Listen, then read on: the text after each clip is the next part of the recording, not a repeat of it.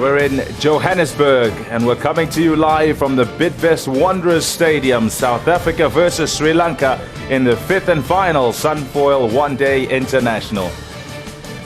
The game just about to begin, so let's join the commentators. South Africa, good morning everybody, and excuse me, South Africa versus Sri Lanka, the Sunfoil ODI number 5. Series situation, South Africa 3, Sri Lanka 1. Sri Lanka won their match just the other day in Kimberley. They're in a huddle in the middle now, having won the toss and put South Africa into bat. South Africa just with the one change from the side that played against Sri Lanka in Kimberley, and that is the re-inclusion of Albie Morkel at the expense of Vernon Philander. Otherwise, it's exactly the same lineup, and pretty much the same lineup in the commentary box as well. With me for the first half hour, former South African batsman HD Ackerman. And I know we chatted about it, HD, at the just after the toss, but maybe some of our viewers have only just joined us as the South African opening batsmen make their way to the middle. Graham Smith and Alvaro Peterson. The decision to bowl first. I think the correct one for both sides. I think both sides would have looked to bowl first. It's a very, very difficult ground to defend on. Although for the South African bowlers, this surface might be a little bit better suited than the one in Kimberley, probably Bloemfontein and East London. There's normally more pace and there's normally more bounce, but there might be a little bit of seam movement up front here for the Sri Lankan seamers. There was quite a lot of rain just last evening. There was a thunderstorm around, so there might be a little bit of moisture. Graham Smith, fresh off a half century, will still feel a little bit of pressure. Found a little bit of form in Kimberley, but is still required to get a few more. Alvaro Peterson, he's a little different. He's just recently come back into the one-day international side, and he's been in prolific form domestically. Just a rundown on some statistics about this ground. South Africa have won 18 of the 25 matches they've played at the Wanderers, but have lost the last 2 against Australia and India. Sri Lanka have only won once in 6 attempts when they beat South Africa in January 2001. So it's quite a happy hunting ground for South Africa. They've won some huge games here. No one will ever forget chasing down 435 set by Australia. Nigel Long in his 50th ODI. Nigel Long from England. Maria Erasmus in his 41st.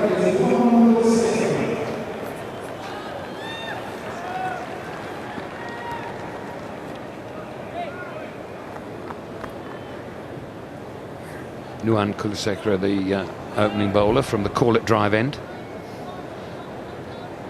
The ends here at Bidvest Wanderers. Call-it-drive at the one end and very pleasant golf course end.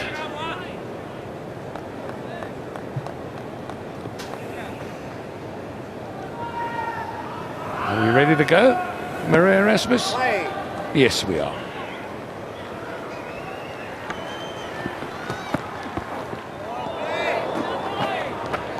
Talking to Chris Scott this morning, the curator here, or groundsman, whichever word you prefer. He indicated that he doesn't expect it to have huge bounce. Decent carry, he thought, but nothing lightning quick. It's left a bit of moisture in the pitch, but deep down, in order just to make sure it all holds together and for the full 100 overs. This pitch always just looks so good. When you walk out there and look at it, you just think, wow, how nice is this to bat on? There wasn't a dent or divot. It just looked magnificent. Why some might be surprised the decision to bowl first, but that is purely because that it's a difficult ground to defend on. Nothing to do with the actual surface.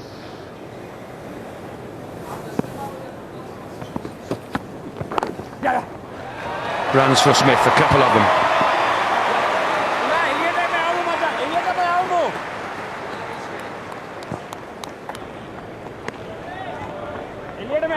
The change, Robin, an expected one from South Africa. Albie Morkel in for Vernon Philander. No, I don't think so. I think they wanted to finish, make sure they finished this series on a high and play the best team that they felt that they had available in the squad that they have here at the Wanderers. And Morkel can be such a match winner with the bat. He's probably pitched outside leg stump. Now then, is anybody going to have a little review? If they are, they've got to hurry up. There's Dilshan sort of wandering across to have another look. Not that that's going to help him. I think we'll find that ball would have pitched outside leg stump. It certainly was a confident appeal, and they considered going upstairs, but Kulasekara does look to take the ball away from the left-handed Smith. And I think just as well they didn't go upstairs, well outside leg stump. A little bit of swing there. Smith almost playing outside the swing. Ended up hitting the inside half of the bat, going on the onside.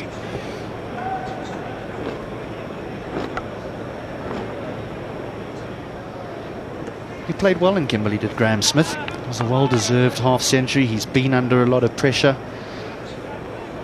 mainly external pressure, but he still needs a score to put a few demons to bed.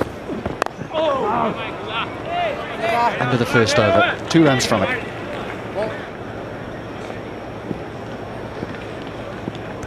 That's it, Malinga, one of the, if not the premier limited overs bowler in the world. 5 for 54, 1 for 38 in East London, 2 for 20 in Bloemfontein, and 1 for 57 in Kimberley. It's the number of dot balls that he bowls at critical times in an innings that makes him so useful. If you had a look through that South African lineup there, you will have noticed there's no Hashim Amla there. He's at home expecting their first child, he and his wife. In fact, I'm not sure whether she's had the baby or not, but he's on standby down there.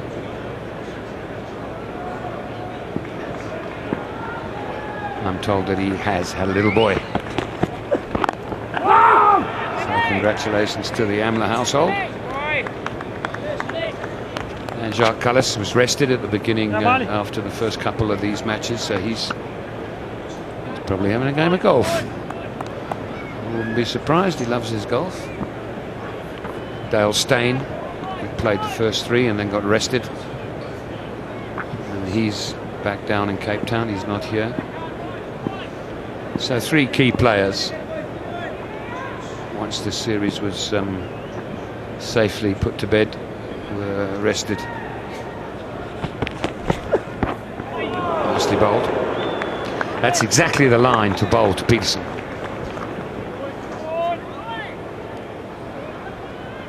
He can get a little bit of swing, Malinga. It's normally quite early, straight from the hand due to the action. Peterson just pushed at that ever so slightly.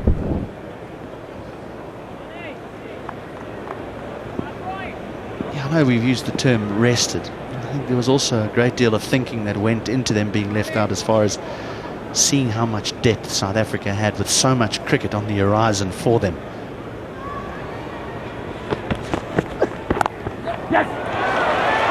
Peterson off the mark. Gary Kirsten and his management staff are still trying to find their feet and a few answers on who their best 11 will be. I'm sure, but all 3 of Kalasamla and Steyn are in that best 11, but there are others where there are still a few questions. So why not have a little look when you are 3-0 up?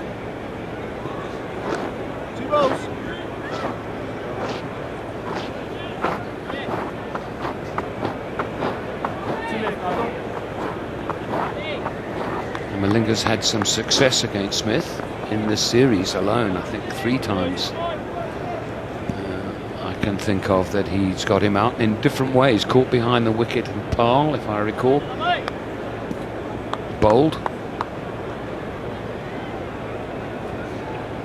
And caught at mid-wicket just the other day in Kimberley. And that short mid-wicket position is in place now.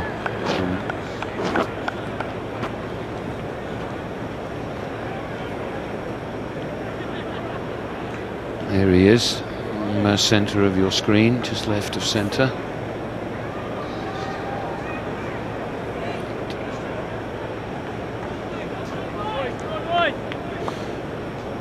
It's a good position to have because Graham hits it there in the air a little bit, whether on the front or the back foot.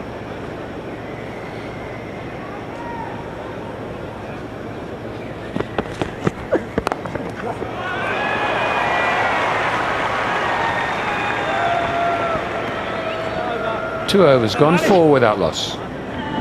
Contrasting head-to-head results there. South Africa having won 15 of the 22 matches played in South Africa against Sri Lanka, and yet only 1 of the 12 played. Beautiful.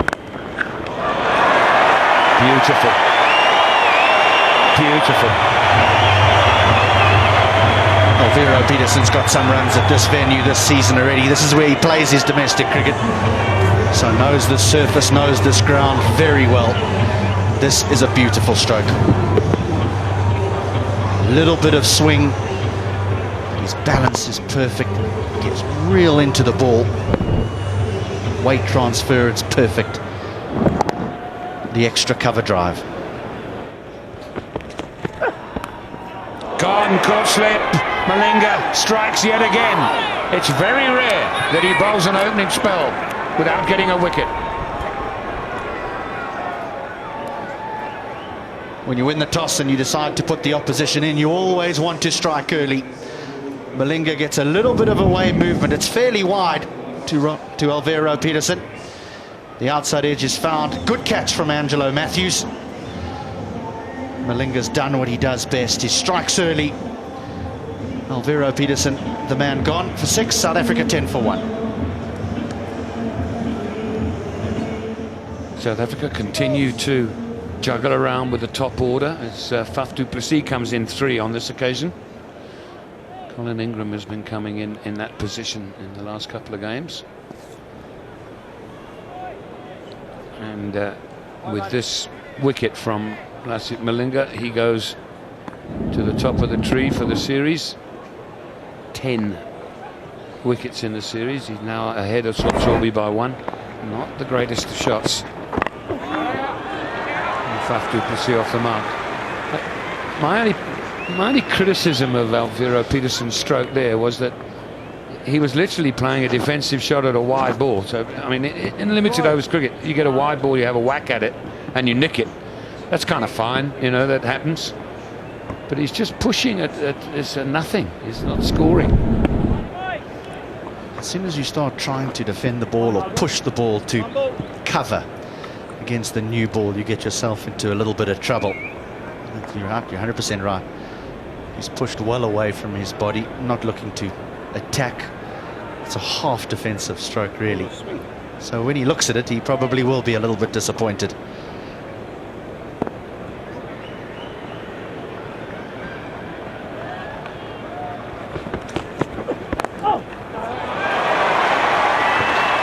Can only be 1.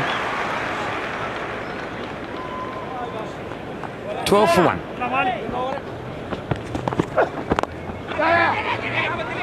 Oh, he's in trouble here. Oh, has he got in? They're not. Are we going upstairs? We are. I can't believe he's got in. He's extremely quick between the wickets, is Faf du Plessis. Whether he's in or not, I still don't think this is a good single. He has got in.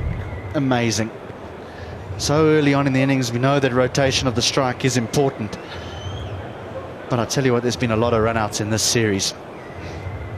There have been a lot of run-outs, HD, and there have been a lot of occasions that had the ball hit the stumps, there would have been many more run-outs. But well run, Faf. I mean, that was... And he didn't even have to dive. Oh, he's got past the leg gully, and it's running away for 4. What he kept up. morning, Michael. First boundary for Graham Smith. Got this one very fine. Trap was set on the leg side. There was a leg gully in position, but Smith got it fine enough. Just a little bit of movement this morning, so that's why the run rate is on the slow side. South Africa also have lost a wicket.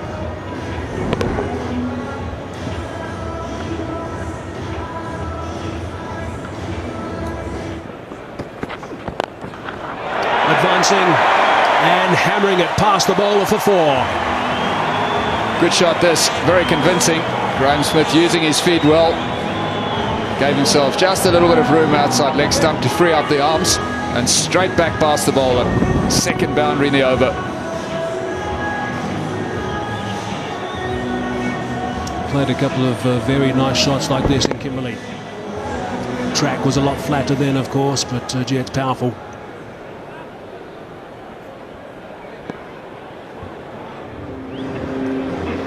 It's not a particularly warm day in Johannesburg today. Certainly a lot cooler than what we've had over the last little while with our journey around the country. Boiling, absolutely boiling it was in Kimberley, and very warm in Bloemfontein. Just a couple of big overs so far for South Africa. Run rate has dropped under 3 now. In fact, under 2.8. That sort of pressure applied by the bowlers can lead to wickets, because the batsmen can't just afford to keep knocking it back. They've got to look to score, they've got to look to rotate the strike, look for the odd boundary to keep the run rate going and to up the run rate as well. He's going to have to bowl that one again, I think. Now, Mackay and Tini has just joined us in the commentary box. Mackay, what do you got for us? Morning, Hazy. Morning, Coach. Hazy, what I've noticed here today, I looked at the Sri Lankan bowlers, and then I found out they actually they didn't have that carried away. You know, when it comes to the Wanderers, we know that Wanderers has got a very good bounce. They ask the questions all the time. They're forcing our batsmen to come out of the crease, you know, to come towards where they are not comfortable at. He's hit that one pretty well, not quite out of the middle, but he's going to pick up a boundary, advancing again, as Mackay was saying.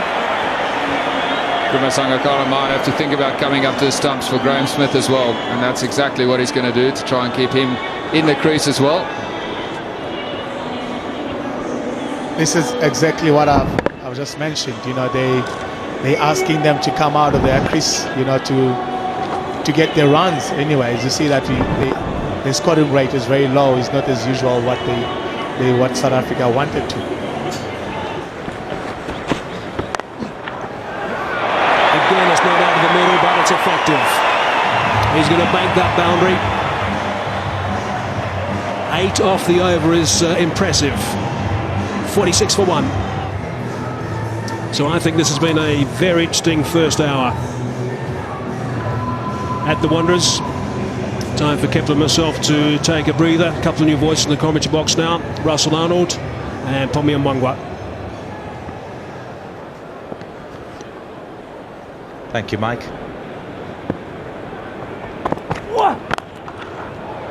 It's a good shot for none. Driven on the up by Faf du Plessis, who's on 8 from 25. Previous over, Graham Smith getting a shortish delivery, able to muscle it onto the onside for 4.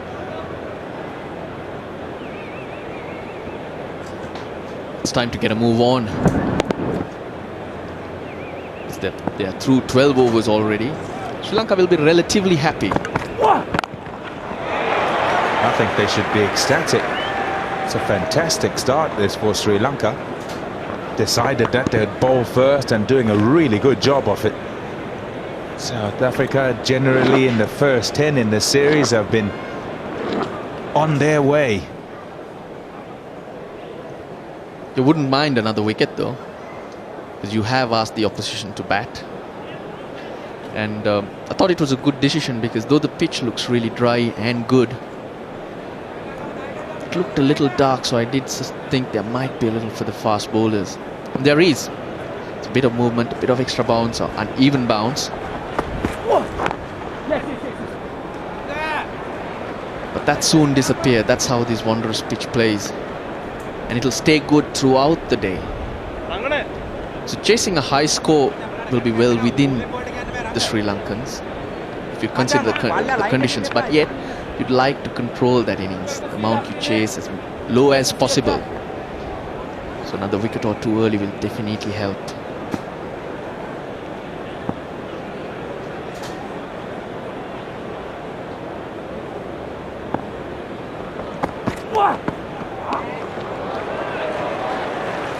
Direction just gone wrong a little bit there for Pereira. Started well, Pereira. None for 8.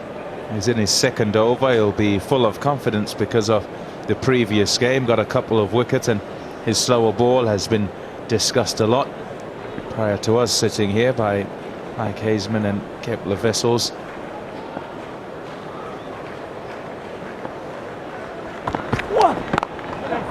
It's well played. It's worth a couple at least. Good fielding in the deep. Tirimana it was. But quite a distance to cover. But did well. South Africa go past 50. And it's a big day for Thisara Perera because, yes, he did really well the other day and batted extremely well. Experienced a high.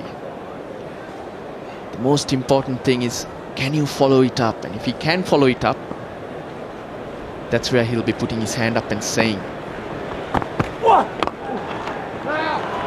Good hand on it. Certainly took a bit of pace off, so it won't reach the boundary. It's a couple of runs more to Faf du Plessis. He should have got his hand down on that occasion, though, a little bit better. You're harsh, you are. Very harsh. His right-handed bowler is going the other way. He's got to try and go to his right. It's not that simple, you know. He's a good fielder. He's very athletic, and if you look at that replay, he got down there. He just didn't get a strong hand down. He had it covered.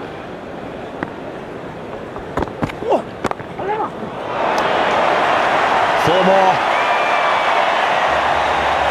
A couple of good shots before that didn't quite reach the boundary. This time it was short and wide and cut away. And Faf du Plessis finishes the over with the 4. 57 for 1. Oh, yes, what a shot. Good use of the feet by Faf du Plessis. Gets to the pitch and he hits it over mid-off for 4. Superbly played. He's been quite expensive. The last ball he bowled of his last spell was put away for 4 by du Plessis. But he read the situation well. He's playing the field.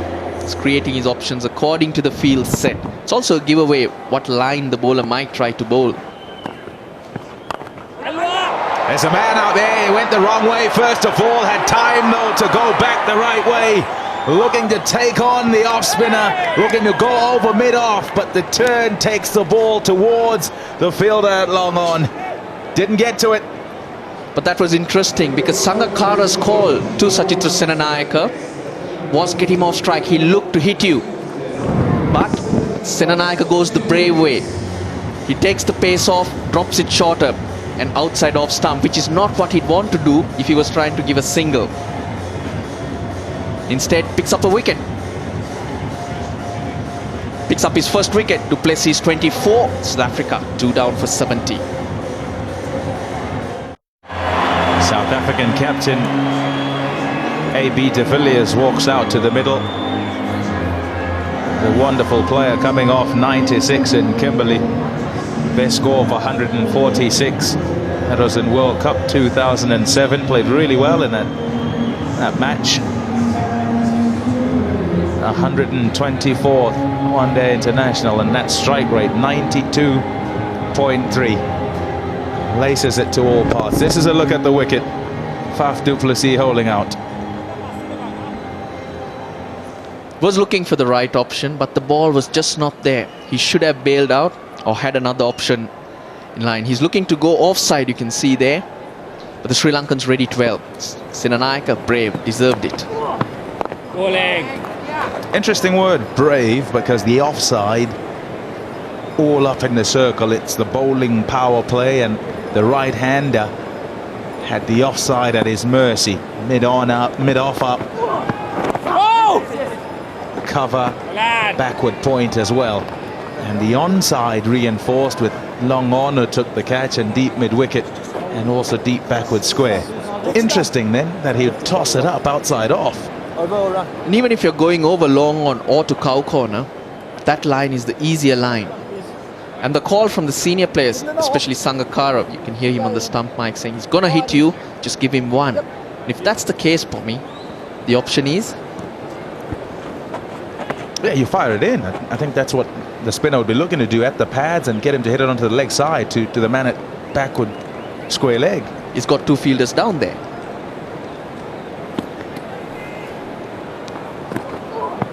Take it! Oh! Well fielded, well bowled as well.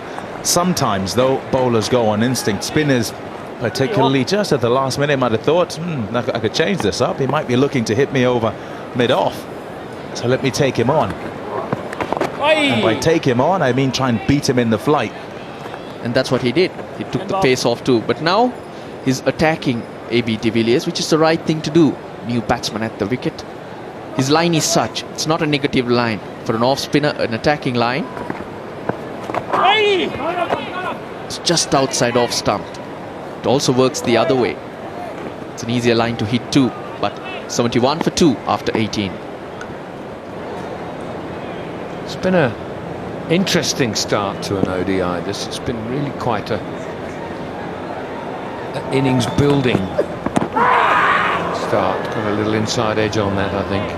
Hasn't been the usual crash bang wallop, and I think, Craig, it's a little bit to do with the pitch. There's just something in it for the bowlers. Yeah, there certainly is. As you see, this one just nipped back a little bit from Lanka. Scratch, inside scratch from Graham Smith, which saved him.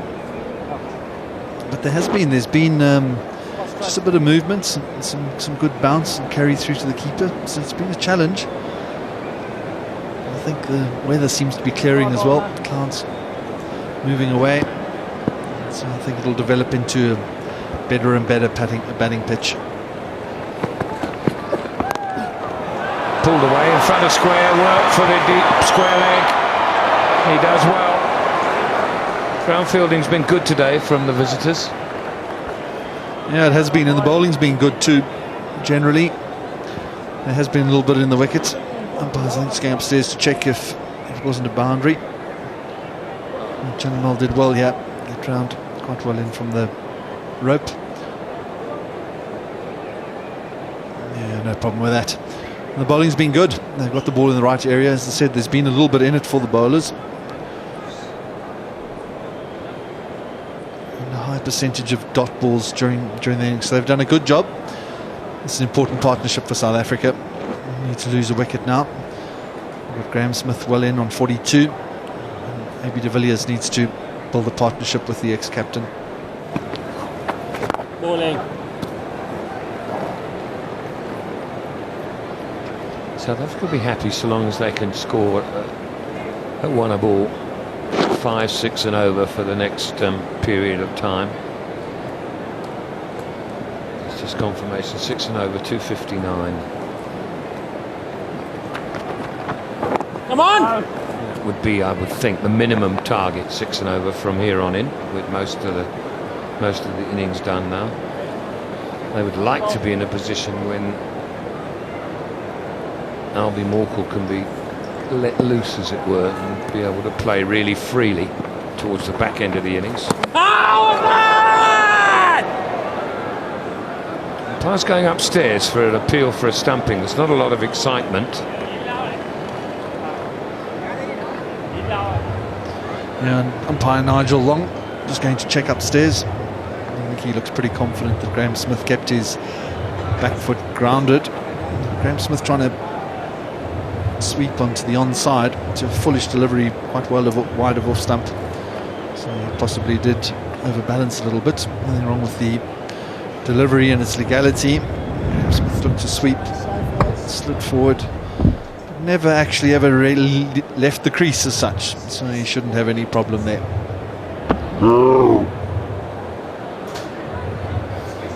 It's extraordinary how far batsmen actually drag that back foot when they're sweeping. How far forward they drag it.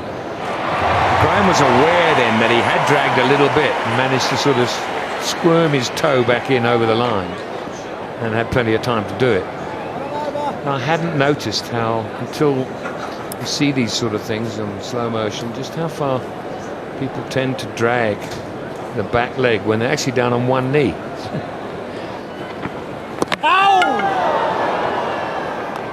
Smith looking to go down the wicket initially, and Hereth just sliding that one through a little bit quicker. Yeah, good piece of bowling this. You saw Graham Smith coming. It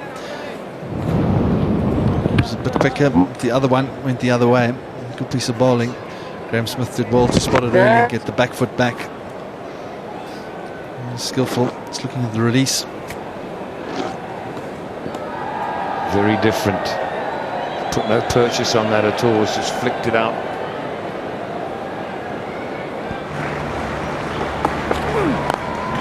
Good shot down the wicket.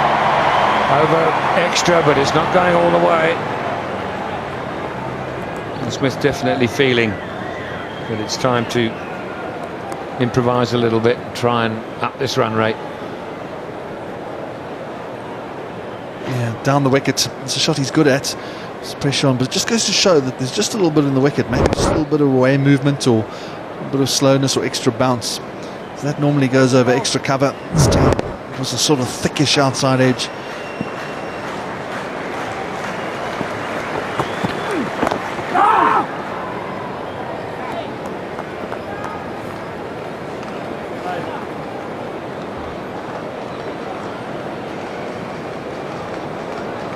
As you were saying, Robin, a bit slower than his normal career strike rate. At the same time, he doesn't want to give it away now. He doesn't want to get out in the situation. He's done some hard work to get through to 47. He's trying to kick on and get an 80 or 90 for his team.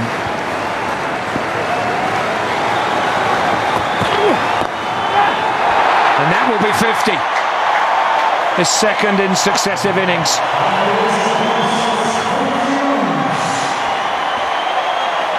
Enjoyed by his teammates and the crowd alike. It was completely different innings to Kimberley. Kimberley was absolutely dominant early on. Yeah, it's been more of a struggle, but all credit to the man.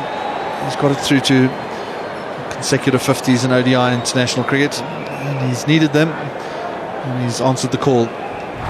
Graham Smith. There was still a number of good shots. He's coming down the wicket, muscling the ball away over the offside, and particularly strong when it's short through the onside. A little smear to bring up his 50. Played. Launched and smashed. That has gone a very long way indeed. Right out of the screws. A long way back into the crowd.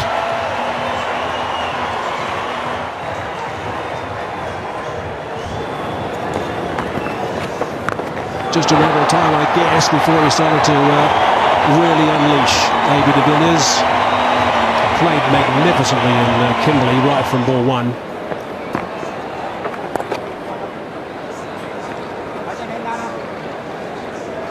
I don't think the surface has quite played as one might have expected. There's a stroke again over mid-wicket. Such a good user of his feet, AB de Villiers. 6,000 feet above sea level is the Wanderers. Thin air, ball travels further. Swiped it, and swiped it for 6. Gee, he's got strength, this man.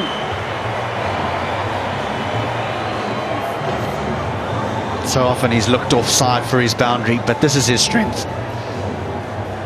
Leg-sided, there's very few that are more powerful than Graham Smith. He's middled this one.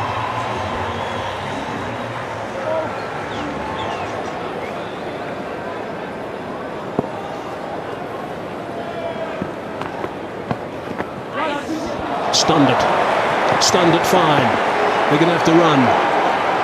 AB is lightning quick. He'll come back for the third, and he does it comfortably. That's another very good over. 11 from it. 127 for 2.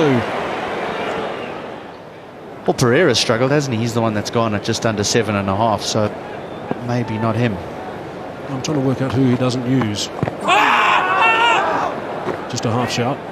Well, Matthews has certainly been underutilised throughout. Well, when I say underutilised, he hasn't been used a lot throughout the summer, and probably because through that injury that he's been nursing throughout the series. So he's looking probably to get his 10 out of Matthews and Pereira.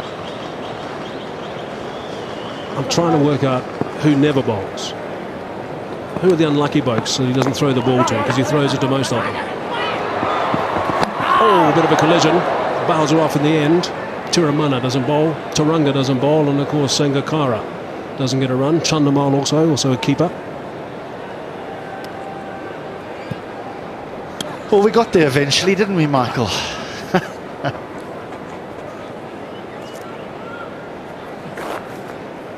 It's never really bothered me who doesn't bowl, actually. He's still got a great deal of options. I dare say there was only one winner if that collision was on target.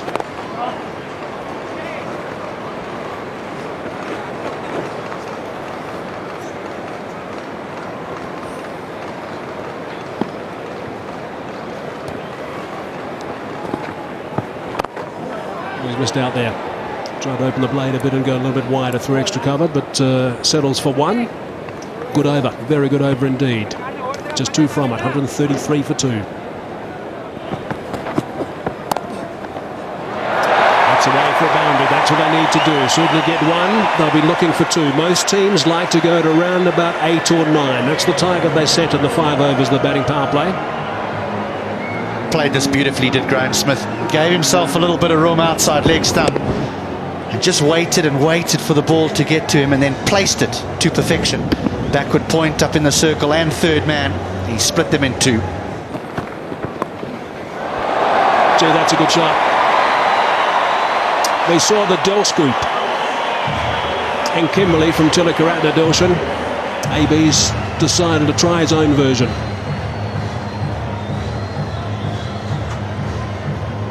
It's a little wide of off stump from Kulasekaru. He has to with fine leg up in the ring. It is a slower ball.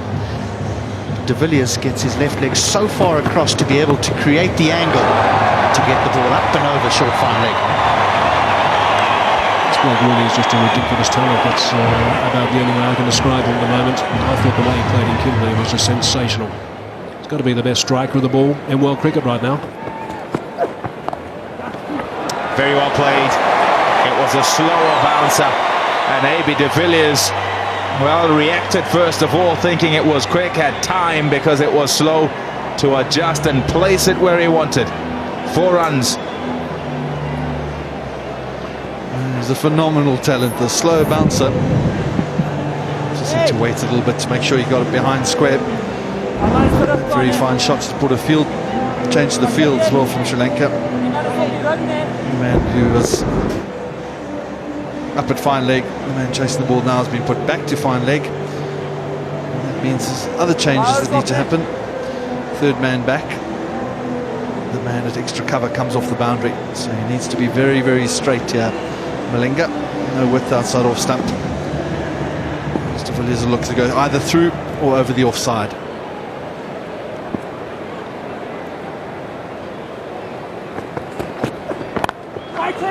In the gap, and it's gone for 4. Wonderful shot from A.B. de Villiers. Malinga looking for the block hole, missing by just a bit, and dispatched for 4. When you're this good, you don't need width outside off stump. You create your own. You create your own by jumping outside off stump, outside leg stump rather. Still a good delivery, up and full. Didn't have enough width, created enough width to free his arms through the covers. It does make batting look very, very easy.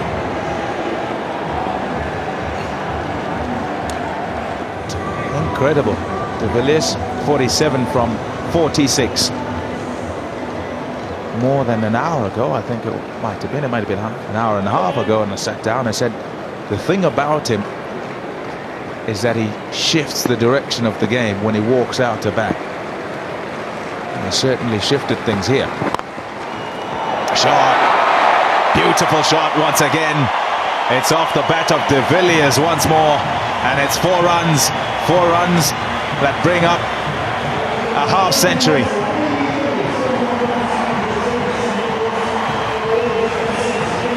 The third consecutive half-century that he has scored in one-day internationals in this series. And it's number 29. Maybe de Villiers is in such good form. It doesn't make difference what how the pitch is playing. Still full of good shots all round the wicket. Another fine innings. That's a good shot down the ground. It will take some chasing because it's a fast outfield. Can't get there. 4 more. Super shot. Yeah, happier with this. I think he's a better player when he comes down the wicket. He runs at players. I think he's a better player than jumping outside leg stump. And this was a very good shot. He came down the wicket to Kulasekara, relaxed pace, slightly to the onside to free up his arms. Movement down the wicket and then straight down the ground. I don't think he timed it perfectly, but a fast outfield. The ball raced away to the boundary.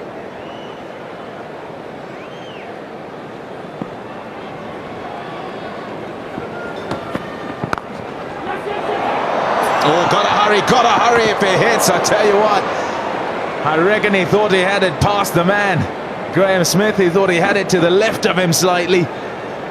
Wasn't so, and he's fortunate to survive. I'm not sure where he thought this was going. He stunned it into the ground and just looped up to Dilshan. And you don't get a better look at it than that. Slightly from the side.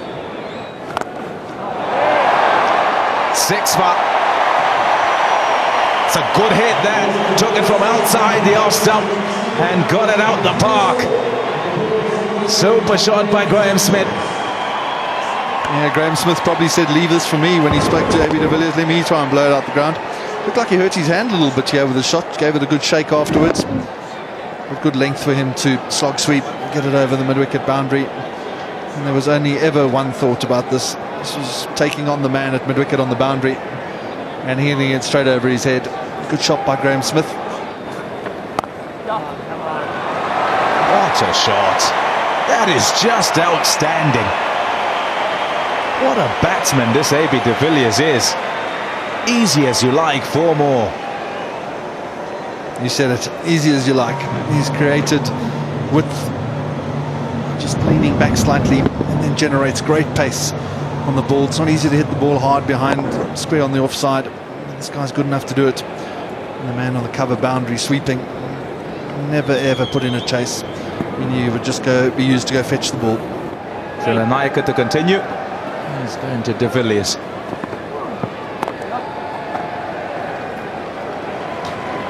And the clapping will start once again. 200 up.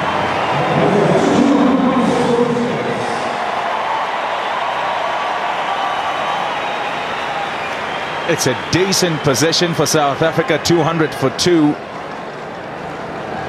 And the second 100 coming off 90 balls, just illustrating how well de Villiers and Smith have played. Big shout, and nothing given.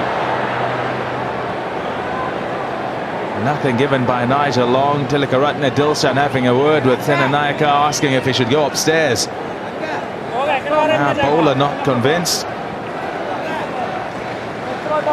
Well outside line. Nigel Long didn't really ever have a look at it. Fielders in the circle. Cover and mid-wicket are in on 1. This is a look at the shout. Yeah, outside the off stump. It's a bit of a guilty look from Graham Smith. Looked up at the umpire straight away. He was hoping. Yeah, 97, good over. In the right areas by Senanayake. Look at the sweep a few balls ago. It's well outside line and probably missing off as well.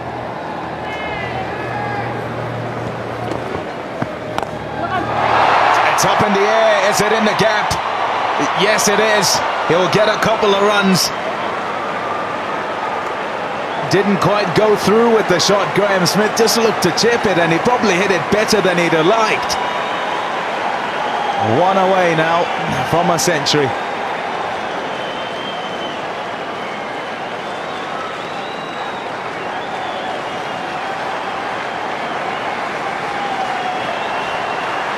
His heart will be racing now. He's got a few hundreds in his life, but I imagine this will be a special one.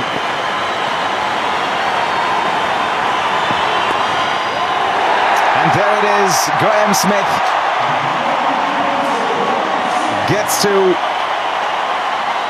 a much needed 100 in one-day internationals. It's his 9th, and the bullring erupts. A.B. de Villiers very happy for him, as his teammates are as well in the change room. A lot of relief, you'd say, for Graham Smith, because many had called for his head. It was time for him to make way, having not made a lot of runs in this format.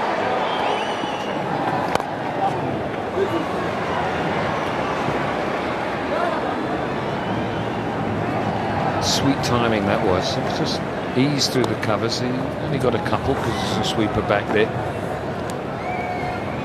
But that was again well played. The extra cover much straighter. He uses his wrist to pick that gap and hit it away. He's not looking for 4. But he keeps the scoreboard rotating, scoreboard moving with a couple. Just what you need. That's a clever shot. That's a very clever shot. Sweep with a vertical bat. It's run away for 4. 212 for 2.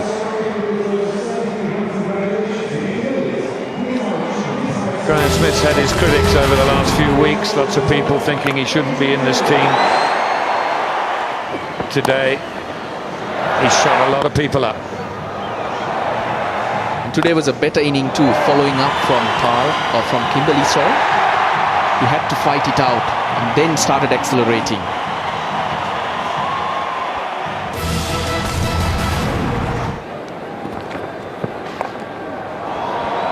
It's got a toe end and it's gone out square. That was supposed to go over fine leg.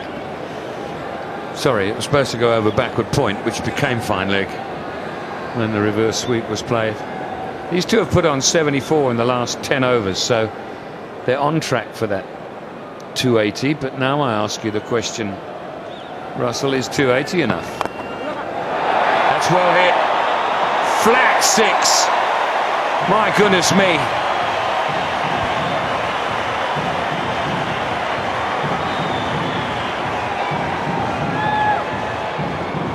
Again, his favorite area. Third 6 for him, and all off the off spinner. Gives himself some room just to create that angle. He was wanting to hit it in that direction all the while. Brings up the 150-run partnership between these two. Here we go again. That's halfway up the stand. Massive hit.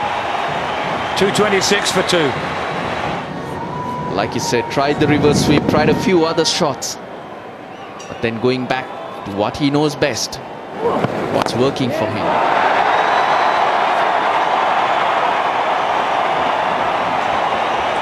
Right out of the middle.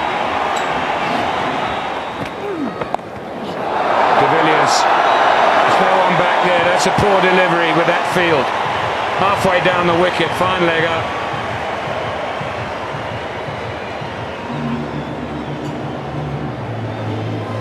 Well, the pressure is showing now. Similar delivery that got him out. The last game got out for 96, but this time going awfully wrong for Tisera Pereira. It's so wrong.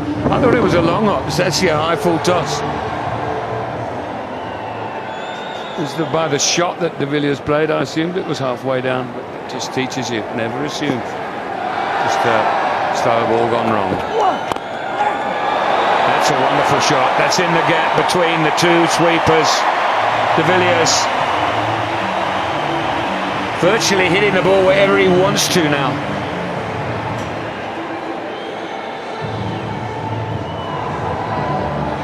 Now, this is not easy to hit. It's a low full toss and you're going to extra cover. He just maintains his balance, his shape, and hits through the line. De Villiers shows how much control he is in at this moment. Sri Lanka, the pressure showing. They have bowled well up to this stage. He's hit that very hard. That stretched the man at long on. And as much as he stretches, he's not going to stop it. Yeah, he enjoyed that. And forced Malinga to stretch as well. He had to get out of the way.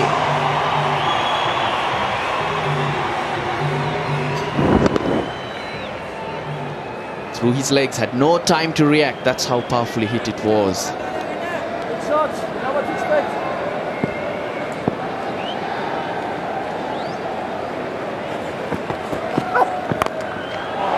Four more. Very difficult to bowl at right now.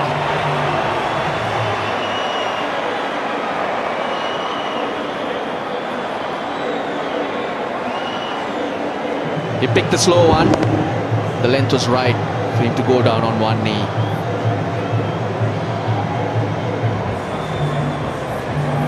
Top batting from Graham Smith. He knows where the gaps are. And check his strike rate out now, Jackers. Up to where you like it to be. 89.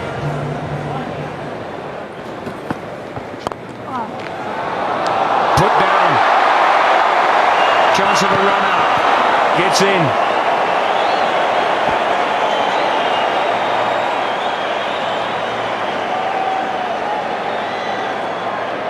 Pretty straightforward for the skipper.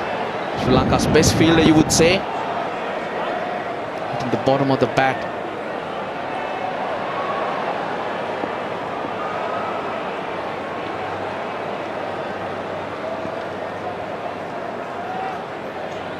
That'll hurt him. That'll hurt his confidence going into bat.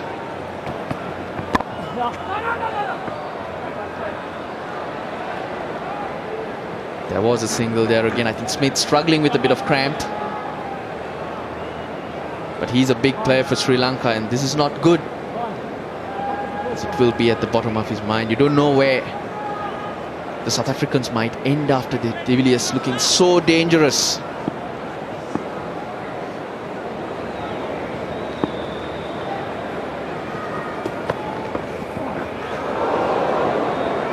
Change of pace. Very good over this so far. 3 dot balls.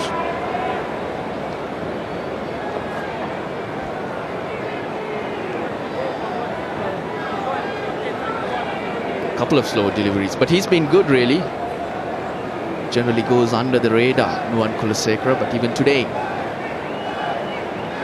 in his 9th over, just conceded 33 runs.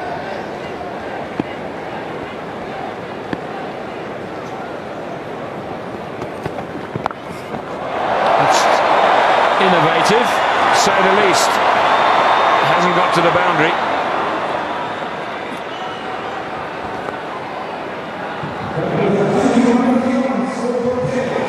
.250 for South Africa. Had a long way to go to get that ball. Again, the slow deliveries, there was not enough pace.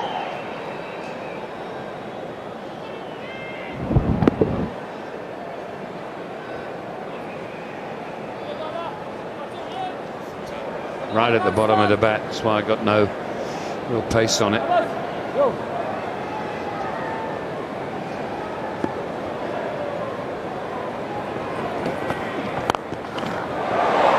Hit that really hard. Fielded.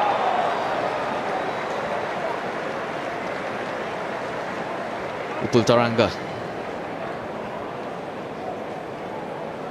had to go to his left and had to go real quick too. Because this one, De Villiers got all off. I think I prefer De Villiers standing still and picking areas to hit the ball rather than getting down on one knee or playing reverse sweeps. Like that.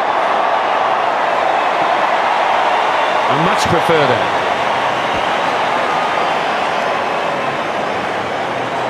He's looking for the Yorker, but it's gone wrong. 256 for 2.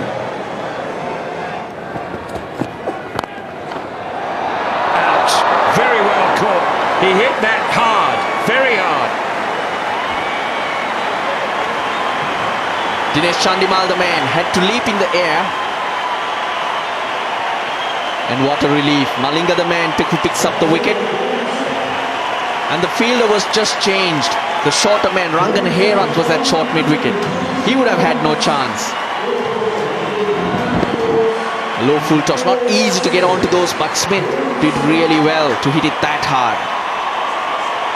Top knock from the test keeper. 125 off 143. 256 for 3. As expected, Albie Morkel joins AB de Villiers at there's 5 overs left, or 4 overs and 5 balls. High score of 97 against Zimbabwe. I would guess that he batted a bit further up the order then.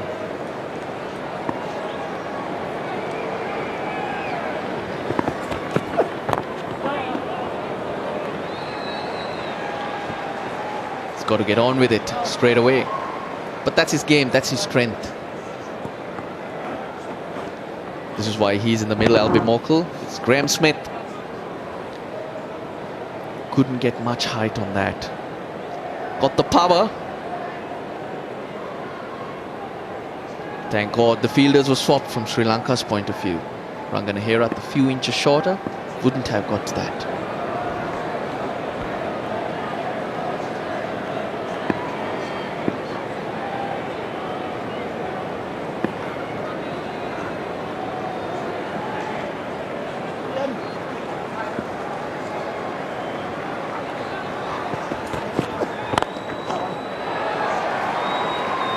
Only one.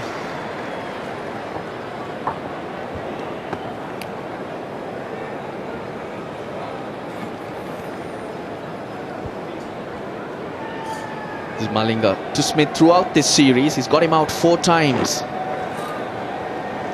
All different lengths. That's how Malinga bowls.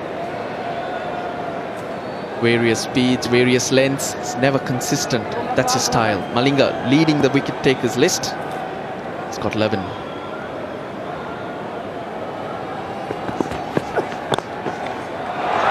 Oh, what a good shot that is.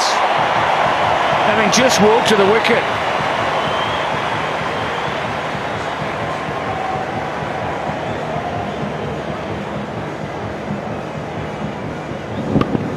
Got it all wrong, Malinga. And as a batsman coming in, you would prefer that. Albie Morkel looking out for the Yorker, but gets it a little higher. That'll give him confidence. He found the middle of the bat.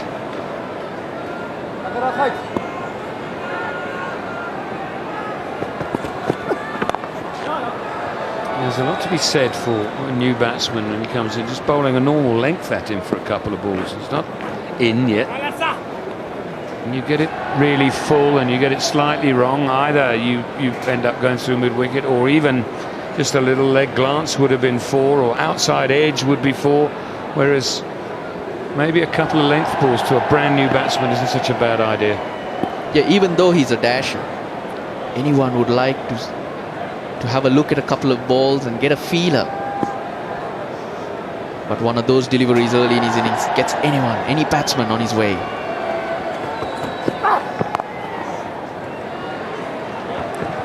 And I think what AB wants to do, just get Albie on strike. 8 off the over, 264 for 3.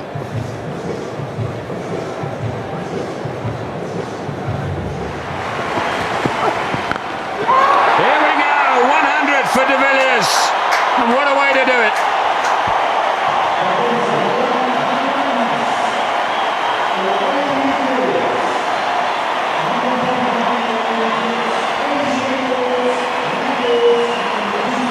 Twelfth ODI 100. First as captain. What a way to get it, AB de Villiers. He's arguably the best bowler, or the best death bowler. Well over mid-wicket, clean strike. 2 6s and 9 4s.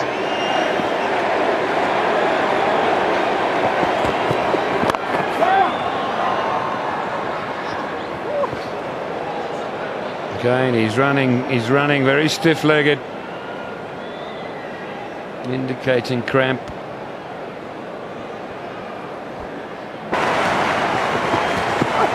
Well, Jackers, if you can hit it like that, why bother running? You like that argument, don't you? Very, very true. Wonderful moment.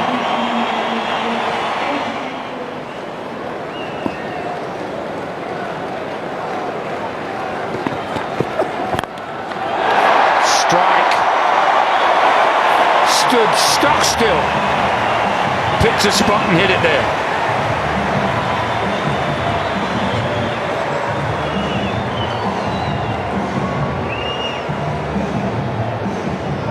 Well, they picked him up well today.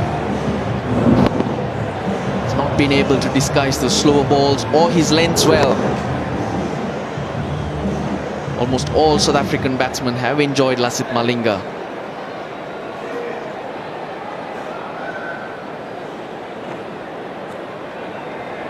He's conceded 62 and in his 9th over.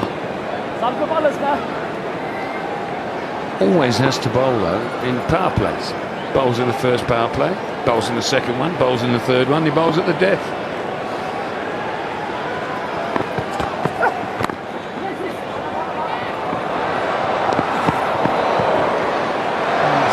These silly singles now. Virtually throw at either end and run whoever it is out who's running towards there if you hit. You need a direct hit anyway. He could have gone either end. He would have had his man though. You can understand why he went to the bowler's end, because the fielder was swooping in on the ball and the angle he was running at was towards the bowler. So you just go in one motion.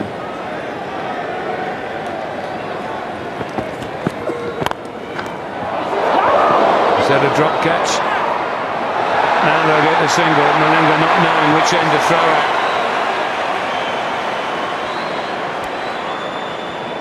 Yeah, he had his back turned, but of course he had a run-out opportunity at the other end. De Villiers was halfway down the wicket.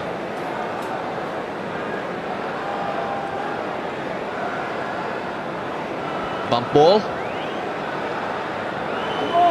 It's well stopped. No catch. But he would have had a view of all 3 stumps if he had known.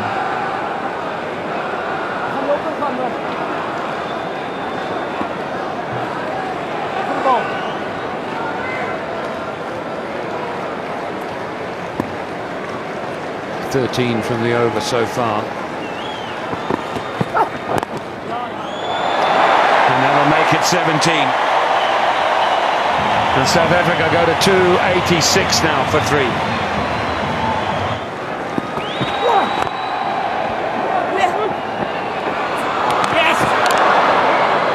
I think he's got in. Oh no, he's walking off.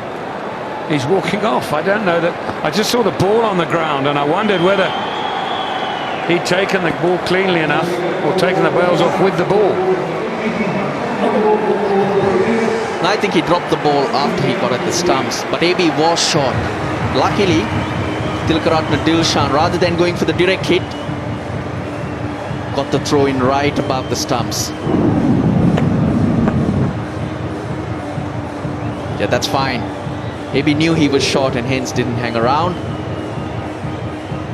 18 of 11 balls faced, 289 for 4.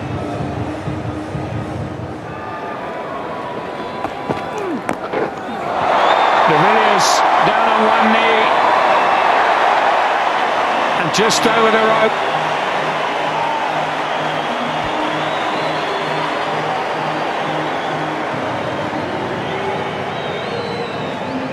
Third 6 for De Villiers. Had to go a long way to get it, but this time he had the pace. Bowled at 137 kilometers per hour by Thisara Pereira and hence flew off the bat much quicker.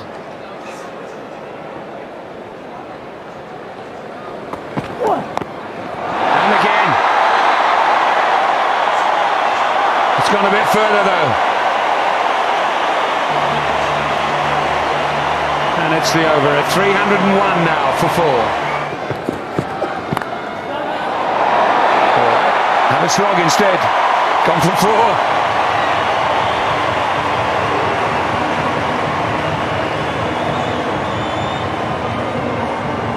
Doesn't matter where they come from. It's picked a spot where there's no fielder. You can't set a field for that too. He's done it. Has he got it over the rope? No, only one bounce. 312. 313 the target. 109 runs in the last 10 overs scored by South Africa for the loss of 2 wickets.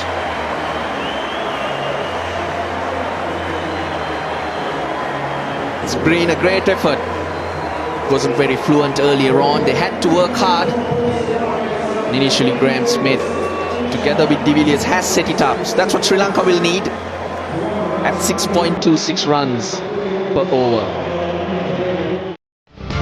Welcome back to the start of the second half of this final one-day. South Africa versus Sri Lanka at a sun-drenched Wanderers capacity crowd here. We're hopeful we're not going to have any bad weather later on in the day. Sri Lanka need 313 runs to win. South Africa, after being invited to bat by Tilakratne Dilshan, were absolutely sensational. They didn't start briskly, but they certainly made up for it right at the end, scoring 179 runs for the loss of only 2 wickets in their last 20 overs. Smith was sensational. 125, he just hammered all over the place. 143 balls, it really was an important knock for him, and his celebration told a story. A.B. de Villiers was brilliant. He has been in magnificent form of late.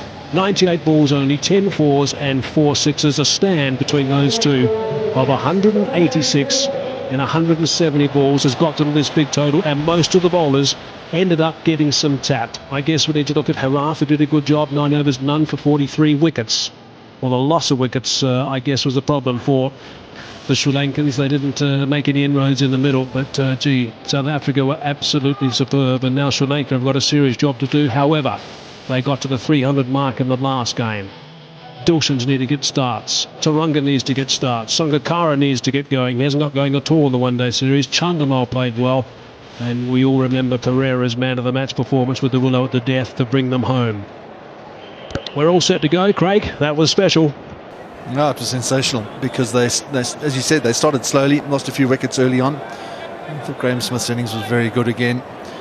It was a struggle for him, but he saw it through and didn't give it away at any stage during his innings. And got to a well-deserved 100, and as you said, his celebration said a lot about his feelings about cricket at the moment and the flack that he's taken from the press, the media and the public alike. So very chuffed for Graham Smith. A.B. de Villiers, well, he just, every time he walks to the wicket, he looks such a special player, which he is. Morne Morkel to start. If he hits the right sort of length, he might enjoy bowling here today. Conditions are very good for batting. Sri Lanka have been plagued by a wicket falling early throughout the entire summer, basically. 87 wickets throughout his one-day international career. Conway rate's okay at 4.87. He's one of those guys who every now and then, I guess, will travel a little bit. But he has made some inroads in this series. 8 at under 20.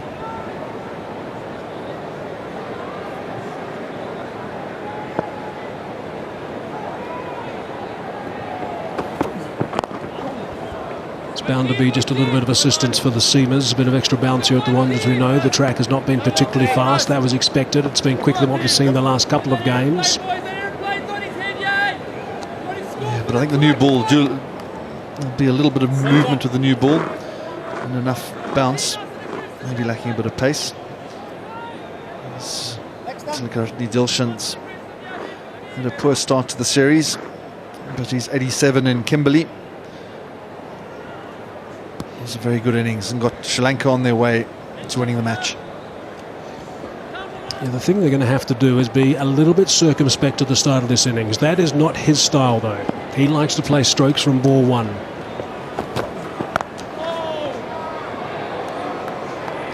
To me, something that tells a real story so far about this game, Craig, and we've talked about the fact it wasn't easy in the first 10 overs. South Africa were only 33. That's what they had on the board for the loss of 1 wicket after 10 overs. The last 10 overs went for 109. And that showed the importance of Graham Smith gutsing it out and not giving it away. So you had guys who were in towards the back end of the innings. A little bit leg side that time. This will be the second highest chase down if they get there at this ground. I think we'll remember the best.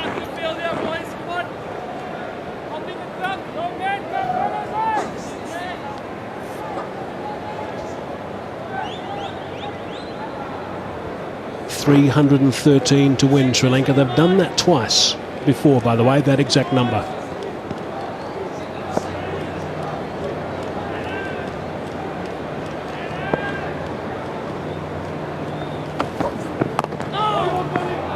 It's nice and tight, that line from Morkel. Yeah, it is nice and tight and off stump, and he needs to be. Because this whole way through the series, maybe de Villiers has set him a 7-2 offside field. So he's lost a lot of his fast bowler. No scores by South Africa and Sri Lanka back in 2002, and then there's 312 in the match today. So it's challenging for Morne Morkel, although as I say it, the man's come out at slip and gone into a short square leg just in front of square. So I like this field a lot better. 6-3 field allows Morkel to bowl slightly straighter. Got an edge, he's found the gap though. There is a third man who's not going to tag that one. So a boundary off the last ball. 6 from the first over. 6 for no loss. And the green and gold, the second over to be bowled by Lonwabo Tutsobi, who's got 19 wickets in this series, and the fastest South African to 50 one-day international wickets. Good shot, square on the offside. 4 runs. He's not going to listen to you, Mike, and be circumspect up front. He's going to play his natural game, which brought him success in Kimberley. Sorby's had a good series, but a little bit of width here for Tilikaratne Dilshan. Outside off stump, nice length driven on the up, and that's why it's gone square of the wicket. But he's managed to find the gap for his first boundary.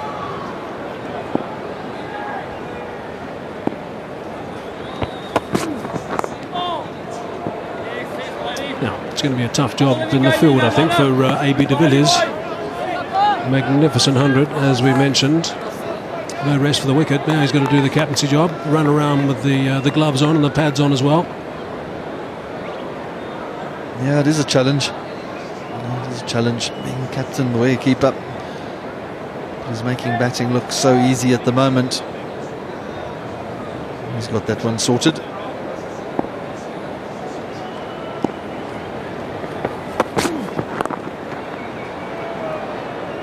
.27 one international matches for Lonwabo Tutsobi to pick up those 50 ODI wickets. As a matter of interest, comparing him with a couple of players, Morne Morkel took 31 matches. Janta Mendes, who also is someone else who picked up an injury, took only 19 matches.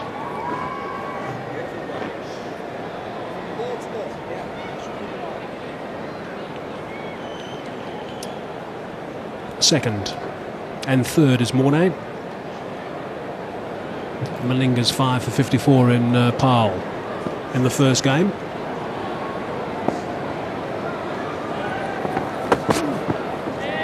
A little bit of movement off the seam there. Well, I think there will be just a touch of movement with a new ball, 2 new balls used in these games, so it allows the bowlers to try and hit a good length, try and get a little bit of movement, maybe a little bit of swing.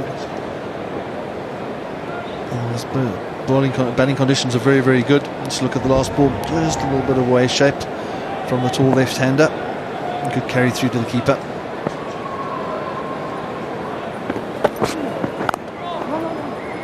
It's a nice shot. One of the reasons that these two guys played so well in the World Cup for Sri Lanka is the way that they dovetailed. Taranga's not one of those guys who's going to dip from ball one. He will be more circumspect. He likes playing the lines more than Tilikaratne Dilshan. Dilshan's one of those blokes who likes driving a bit from length, which certainly can be a bit treacherous. And the tracks are a little bit bouncier and a little bit quicker, and providing some assistance to the seam.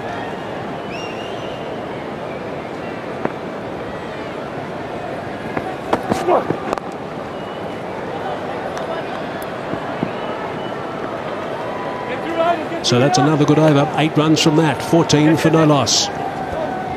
the forecast is for some thunderstorms this afternoon. That is the area they come from. We need to keep a close eye there. Let's have a look to the left behind the Unity stand. Looking pretty dark there as well. So I think we're going to have to keep an eye on that. Just a reminder that 20 overs constitutes a game. In the air and through the hands.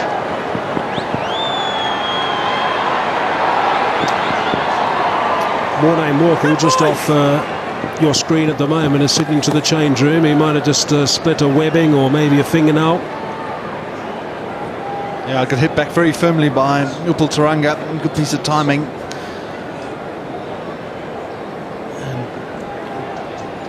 Right through the hands, basically. He might have just clipped it or maybe dislocated a finger. One across, please. Reacted immediately. It's very sore. I'd be a little surprised if he's dislocated a little finger there. Let's hope it's not too serious, because they're off to New Zealand on the 10th of Feb.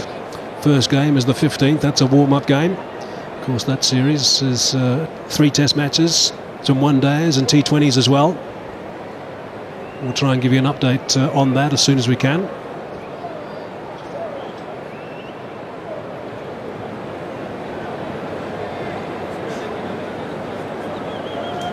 Next time. So that's going to put a bit of extra pressure on the skipper. It certainly is. He's turned to JP Dumini. He has done a bit of bowling in the power plays. And I'm sure AB de Villiers was depending on 10 overs from Morné Morkel. So if he can't get himself back on the park at some stage, he's going to have to juggle the bowlers very well. He'll only be left with Parnell and Tsorbi and some medium pace from LB Morkel from a faster bowler perspective. So that won't be easy. Sri Lanka will be anticipating this to be an opportunity, something that's gone their way. Now, with the weather we've just shown you, we understand it is raining some kilometres away, so it's not going to be coming for a bit. But I wonder if this is going to start changing. There we go. There we look at quick look at 3B Bay. I wonder if it's going to change the tactics for the Sri Lankans. I'll explain further after this ball. 20 overs constitutes a game. If at 20 overs Sri Lanka are 85 for no loss, they'll be in front. That's where they need to be. So I guess we just got to bear that in mind, but the important part about that is for none.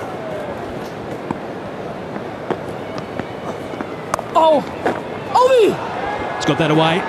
That's going to run down the hill and go for 4. Very good shot by Tilakaratne Dilshan, because he's used the angle here. It's not wide. He's used the angle from JP Dumini coming round the wicket to get inside it. Get the ball behind square on the onside, and as soon as it beats the field here at the Wanderers, there's no use chasing. Here's the next thing, Craig. Do you think that Tilakaratne Dilshan knows that total?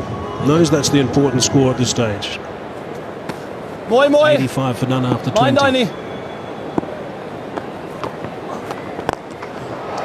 Down the track, over the top, and another boundary. I think I've just had the answer to my question. Although you could probably argue that that's the way he plays in any case, whether he knows it's 85 for none or not.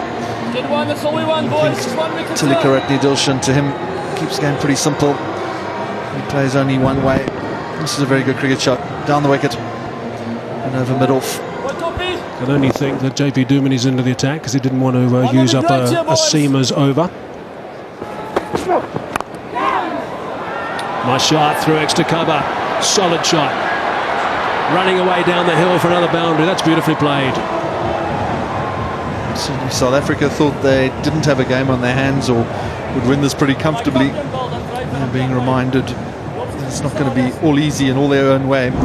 On the up, driven through the offside. I don't think he timed it perfectly, but it was good enough to get away for 4.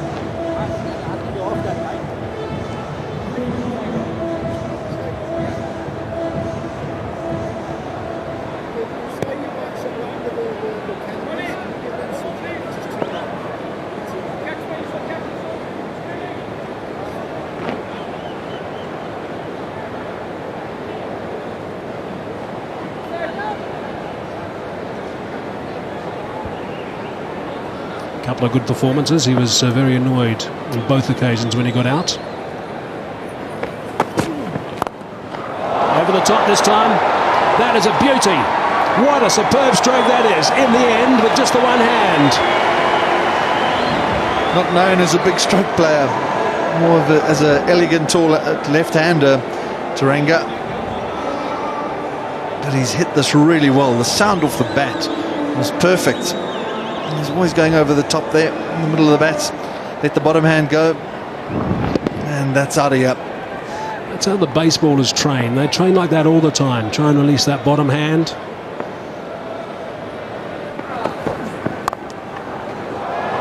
It's another boundary. The boundaries are coming pretty quickly at the moment. Micaiah, thanks for those views.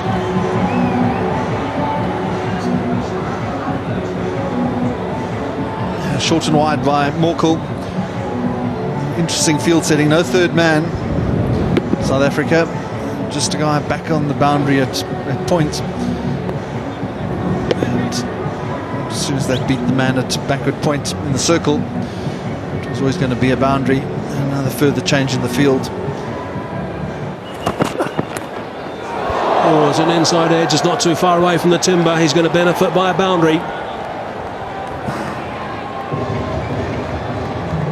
Flamboyant drive down the ground by Teranga to a good delivery that nipped back a little bit, I think. The length wasn't really there to be driving. It was quite full actually, but nipped back a little bit. Thin inside edge. Very lucky it didn't crash into middle and leg. Yeah, just a little bit of shape back in. It's pretty good pace as well. He actually didn't bowl as quick as I thought he might bowl in Kimberley, but there's no doubt the surface didn't assist him too much. That last ball was pretty close to 140 k's per hour. He likes bowling at the Wanderers. Does Wayne Parnell. Yeah, I think like most fast bowlers, good place to bowl with some pace and carry. It's always one of those wickets where you feel you might just get something out of it. A little bit of movement, bit of swing, bit of extra bounce. So it's always a good place to bowl. But if you get your lengths wrong, your lines wrong, you can also travel the distance.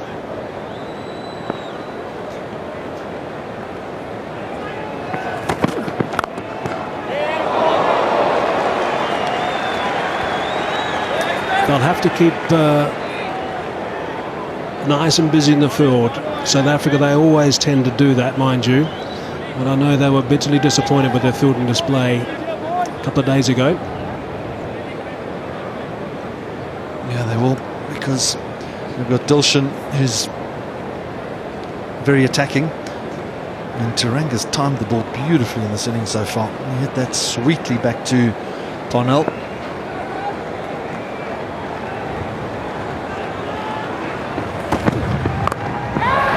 Short, now out there. Is he going to take the catch? No, he's not going to get there. Peterson it is. Henry's Older's just one off the last ball. I think that was a glove. Sparing dive by A.B. de Villiers. Leg bias is given.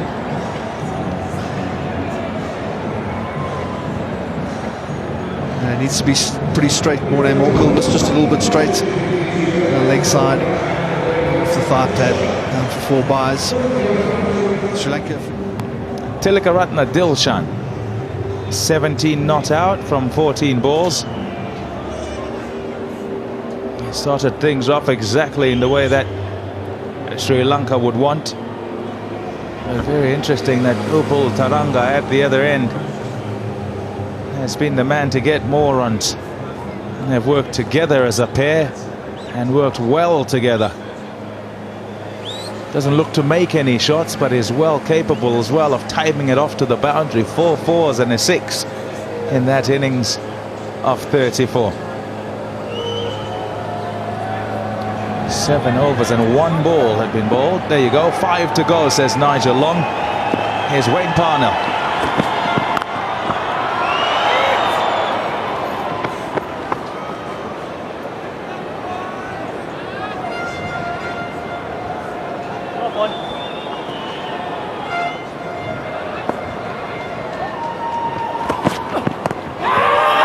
Huge shout from Wayne Parnell, as well as A.B. de Villiers behind the stumps.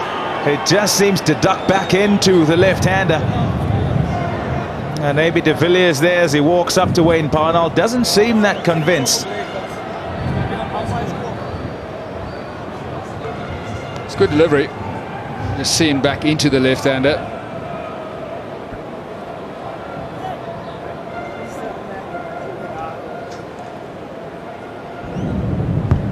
Yep, just a little bit of movement back in, and there's also an issue of a height.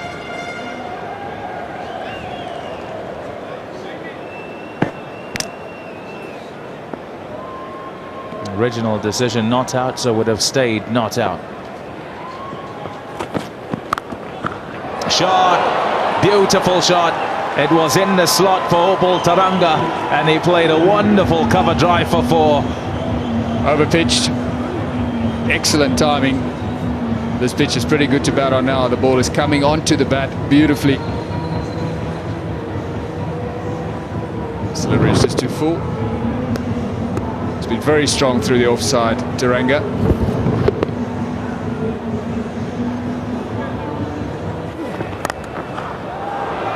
Nicely played. What a shot. Just pulled it onto the onside. It wasn't very short, but Taranga feeling that he can get it away, and he did so for 4. Excellent stroke. The key was Taranga got into position very quickly and into a good position as well. Timed this pull shot to perfection. So Sri Lanka going well.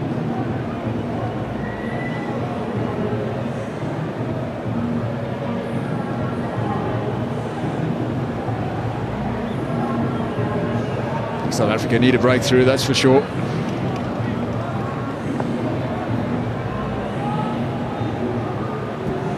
Yeah, a couple of dots to Tsotsobe, and then the release shot played magnificently by Taranga, and it just keeps the ball ticking and the pressure on.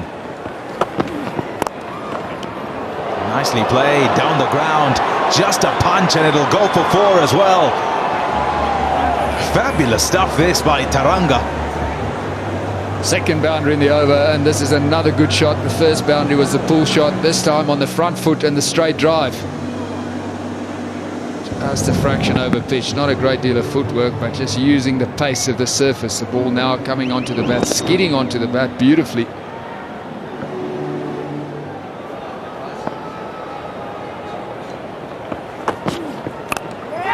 It's gone a long way up in the air. Who wants it? Dumini, can he? Oh, goodness! What a fantastic catch! That is an absolute ripper! Sensational, JP Dumini. Just for a moment it looked like he misjudged it. He had a lot of ground to cover, got himself into a brilliant position and did well to hang on to it. It was a slow delivery, the change of pace, there it is, rolling his fingers across it. Taranga just threw the shot a fraction too quickly, and just have a look at that. You'll see that over and over. He played a really good innings. Taranga has gone for 46. It's 72 for 1. Sri Lanka 72 for 1 have lost Upul Taranga, and it's Kumar Sangakkara who walks out to the middle. Just 200 runs or so away from 10,000 one-day international runs. That average just under 38 and a strike rate of 75. 1100s in his career. Played well in the previous game in Kimberley, and hold out looking to take the bowling on, looking to clear mid-wicket. Thought of dashing off, getting off the mark straight away. That man there, JP Dumini, is a really good fielder, but even he will admit that this is out of, well, just above the top draw. That's the shot, and the slower ball had done for Taranga. Thought he could still clear the field. That's what it's all about, though. What a catch. One of his best at this level. Here's Mokel. In the air, and it's gone at about third slip. There's nobody there, so 4 runs to Sri Lanka and Sangakkara. Not a convincing boundary. Sangakkara has also been dismissed a few times in this series outside off stump in this fashion. But this time he was lucky, he picked the gap. Thick outside edge. Wasn't in full control, but it went where a third slip would have been. At a good catchable height as well.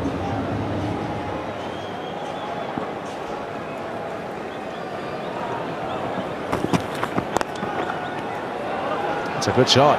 Just a little punch onto the onside. Kumar Sangakkara. They'll be mindful of the fact that they need to keep the board ticking. Sri Lanka can't afford for the partnership to take a long time getting set, because on the board 312 South Africa have, and if you lose your way, then you can fall behind quite quickly.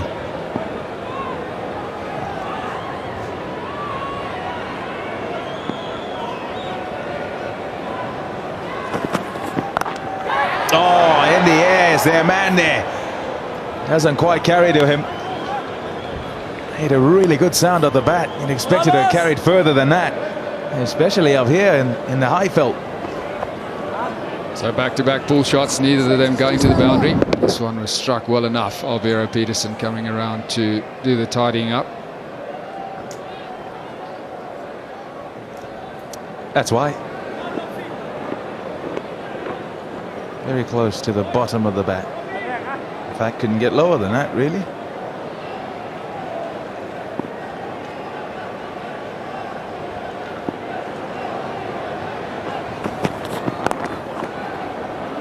So this is a good over for Sri Lanka. The run's coming. Good running as well.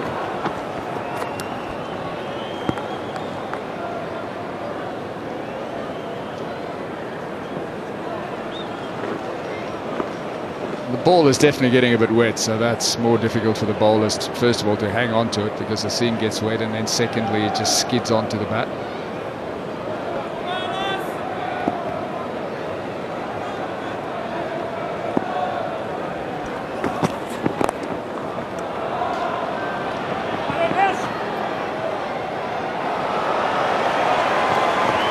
Good teamwork on the fence.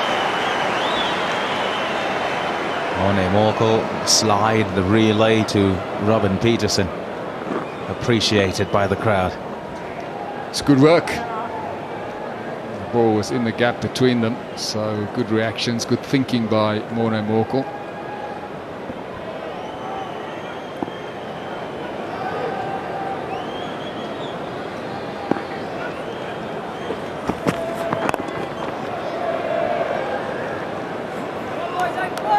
Started fortuitously this over, but very productive for Sri Lanka. 12 off it. 85 for 1. Good shot. Graham Smith on the fence. Lots of work to do. Well done. Brilliant fielding that. Was good. It's flying across the outfield. It's a good shot as well. The timing was spot on. Graham Smith stopping a certain boundary. Now Dilshan on strike. It's a good shot. That's work to do for Sotsolvi, but the ball's going away from him.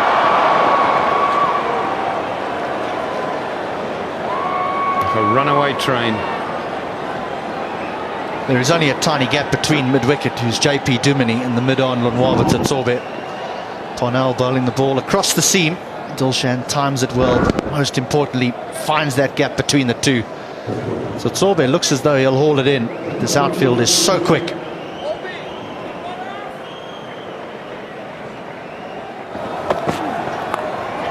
Edge, and no third man either. Very difficult field this for Sotsobe to bowl to. His left arm across a right-hander. He's got no defence other than a long off. Yeah, he's got a fine leg back and a deep square leg back, and the left armer goes across the right-hander. I would feel that it's a far more riskier stroke for the right-hander Dilshan to walk across his stumps and try and work it on the leg side. But when the ball's just going across, granted Tsotsobe is just bowling cutters, but he's able to just free his arms and know that if he gets an outside edge, a healthy one, he gets 4. It's tucked away, that'll be 4. Just a little bit too short.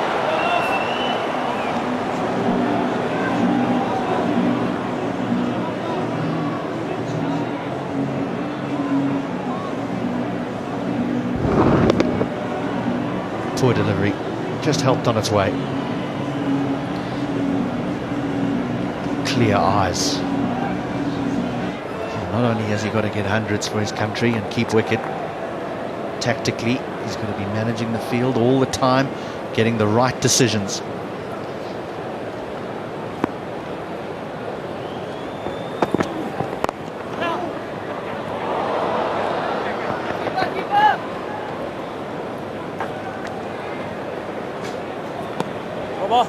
Still a decent over so far, just 2 from it. Vital last ball.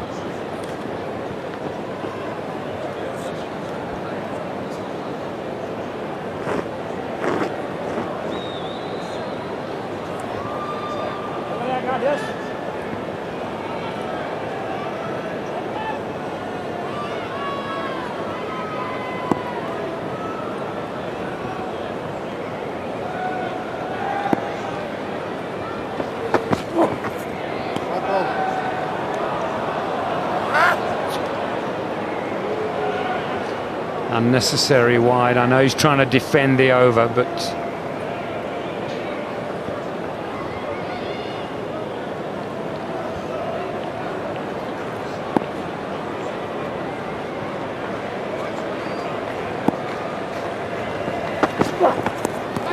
yes, he's got him.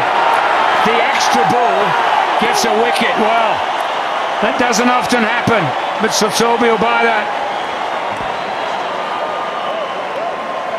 Dangerous length to bowl, Tsotsobe, with no one sweeping on the offside. But he decides he needs to go short because mid-on and mid-off are up in the ring. He gets bounce, he always does get extra bounce. Dilshan tries to knock it down to third man for 1. The outside edge is found. De Villiers takes the catch. South Africa have another wicket, and it's the dangerous captain, Tilakaratne Dilshan. He's gone for 41, Sri Lanka 119 for 2. Chandimal makes his way in. Dinesh Chandimal, what a wonderful summer he's had over here. Hasn't failed in any form of the game, really. Chandimal's impressed a lot of people. He really has played very well. He's got some work to do again, and then this Duckworth-Lewis scenario is getting quite close. 19 overs gone. Going to pick up a couple here. That's a loose delivery. It's gone for 4.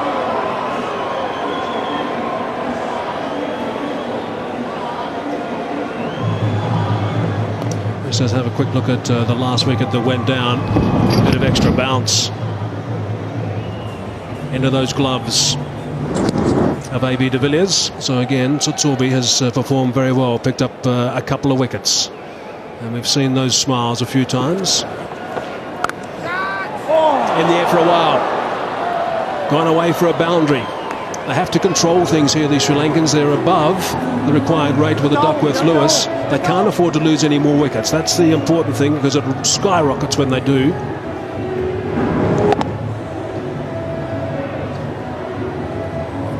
Just getting it through.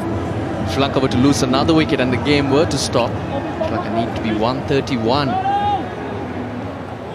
If they did lose 3 wickets. So it's an important time.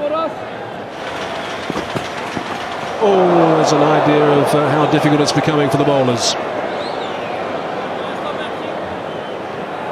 He will get a warning for that. And the next time, if that does happen, Albie Morkel will be taken out of the attack. Now the umpires will have to get together and discuss the rain. It was not intentional and it went awfully wrong.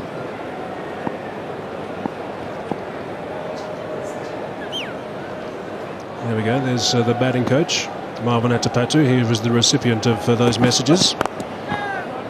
Good shot, that is a fine stroke. Beautifully played by Sangakkara.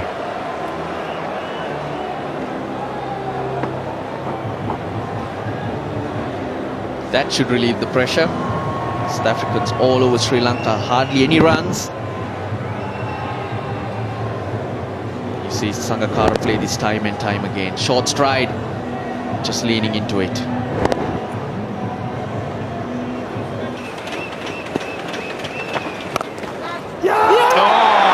He's caught it. He's caught it in the end. It was short. He smashed it away. And JP Dumini it is. He's not too sure if he's caught it. He's saying to his mates there, I don't know if it bounced, but I thought I had it in hand and it came out. But whether it's on my body before it hits the ground or if it hits the ground at all, I'm not sure. Super effort. It was flying. Yeah, short ball from Peterson. Viciously pulled by Chandimal to mid-wicket. Some discussion there as to whether the rest of the field's around. And often they see better than the catcher sees. Whether Dumini's caught it. And to his credit, he immediately gave the signal that he wasn't 100% sure that he caught it. No problem with the no ball. It's short. Oh, he laces it. Look at that. It just rolls around. He makes sure it doesn't get down. Then, oh, I want to see another effort at the original bit where he rolls off. I think it's just the original part, that part of the catch. The rest is fine. Once, if he's got his fingers underneath it, this is all fine, obviously, because the ball doesn't go anywhere near the ground. Although he juggles it around a bit. It's about the original, the ball originally going into his hands. And did he get both hands underneath it, or was there a bit of grass involved as well? And this would be quite difficult to tell. The thing about it also, though, is that the South Africans haven't claimed it. So they're not going to be sitting there saying, oh, hold on, you didn't give it out, and we felt it was out. And from the video evidence, nobody can say one way or the other. Nobody can. So Billy Doctrove in the spotlight. What do you say? We'll all wait, because we can't say one way or the other. There you go. That's the decision. It's relayed to Murray Erasmus and said, it's not out. Murray can't give it out, not from what I see, and can't complain really about that.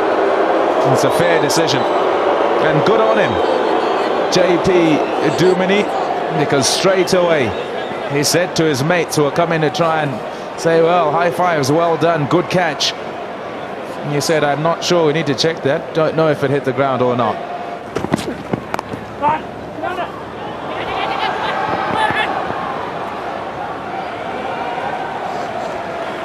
Good cricket by Sangakkara here. Just opening the face, getting the ball behind square. 50 to Sangakkara in what is all in likelihood his last innings here in South Africa. And just when they've needed it, just off 54 balls. And you look to go deep here and get 100. Kumar Sangakkara. Shortish again, and this time he puts it away for 4. Good shot by Dinesh Chandimal. Let's go. Just a touch short. It's not very short, that, but he's quick. With quick feet. And he puts it away. Huge shower. This is close, I reckon. Nope, says Murray Erasmus. They'll be very interested in going upstairs. Let's look at it again.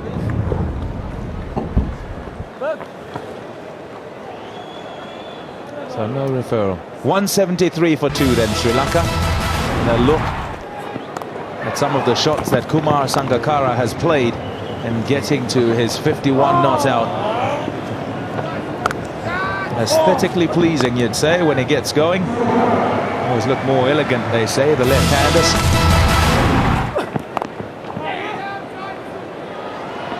Good single, good running. That'll have to be a part of it. It had to be a feature of the partnership if you had to get there and to get to those targets that you're setting, Russ. Yeah, you need to do it risk-free, so it's still gettable, well reachable, and a few dot balls can change that. Earlier in the over, we saw Chandimal trying to go hard at the ball. Can bring a wicket, just like that's what South Africa need or want. He's ducked off. He's just gone. Russell, he's just left. Got him. That's him. Gone. It's worked for Parnell coming round the wicket. Started this over. I don't know whose idea it was, but it was the correct one. Came round the wicket and cramped Chandimal for space. He still tried to get the ball to third man. Crossed the seam, a little bit of extra bounce. Kept coming back at him. Top edge. Comfortable catch by the captain. And they're ecstatic. The plan has worked. Very happy, Parnell.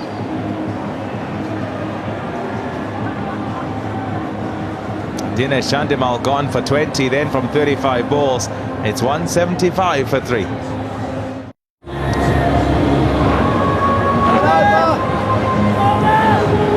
175 for 3 now, Sri Lanka. Dinesh Chandimal caught behind of Pardell, and in comes Lahiru Thirimana. Just his 5th match, his best score is 22. Needs to play well here and support Sangakkara. Here's a look at the wicket. Round the wicket, cramped him up for space.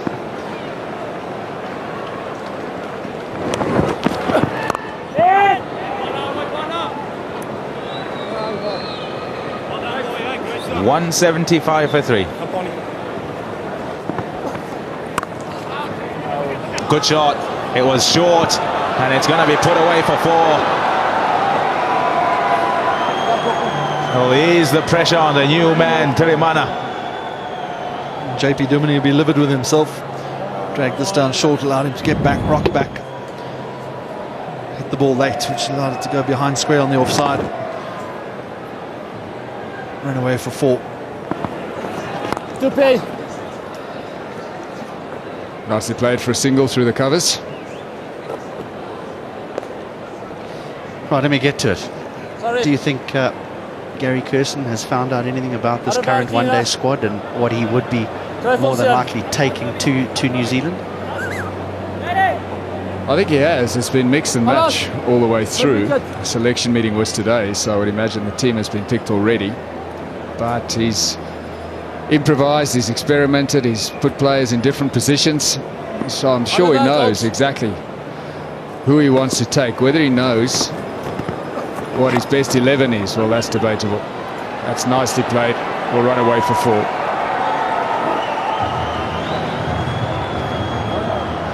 One surprise has been the absence of Johan Buerta. The fact that he hasn't got one game, I don't quite understand that.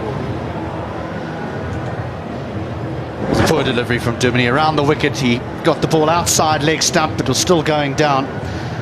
Sangakkara was able to just help it on its way, just timed it behind square. And Tsotsobe, who is already quite fine there, wasn't able to cut it off.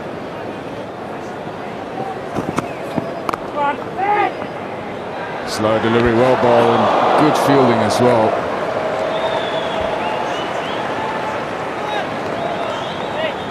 You would think that they would learn at some stage. He's so good there. He's good everywhere. He would have been safely back, Sangakkara, but he's been run out by du Plessis already this series, and he was the one that called for the run.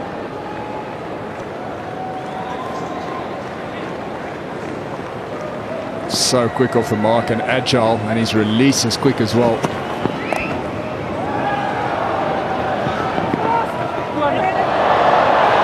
Walker's got the sore finger, so that's an extra run that South Africa didn't need to concede.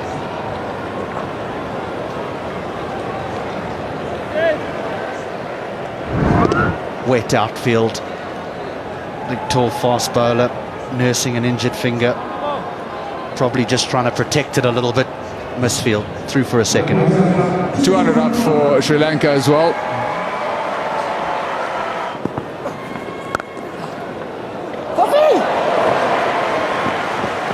Brilliant again. Absolutely brilliant. It was beautifully struck, and if he didn't get a hand on it or didn't stop it, it might have been difficult for the sweeper to get round and cut off a boundary. It was again that agility that did the trick. Well, that's a poor delivery. Exactly what we talked about. You cannot afford to bowl that line with this field placing.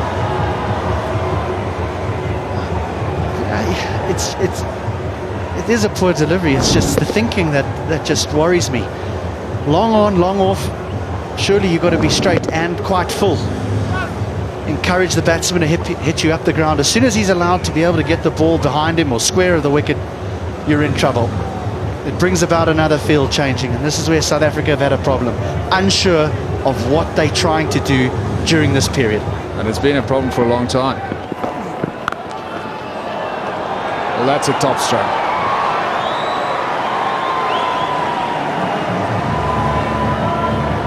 Quality player, Kumar Sangakkara. Morne Morkel is not the slowest. It is a little bit short, but it's got to be put away, and more importantly, it's going to be put away for 4. There is a man just behind square on the leg side, but he hits it well in front of square. Wonderful pull stroke.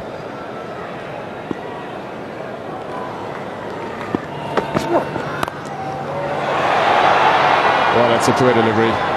With this field, you cannot bowl that length. Sure, Sangakkara improvised a little bit, but still just not the right. Terriman, sorry, improvised a little bit, but just not the right length, not the right line. Doesn't look as though Tsotsobe is willing to try and bowl full and straight. He wants to roll his fingers down the ball. He likes bowling his cutters. He bowls them well on surfaces that suit him. The Wanderers at the moment is proving to be nice and true.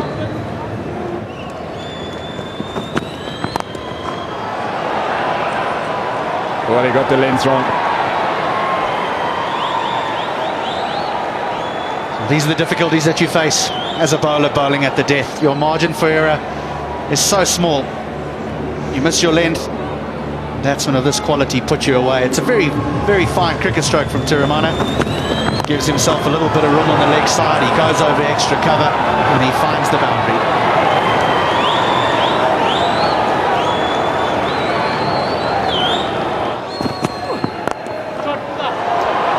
Well, that is a terrific strike.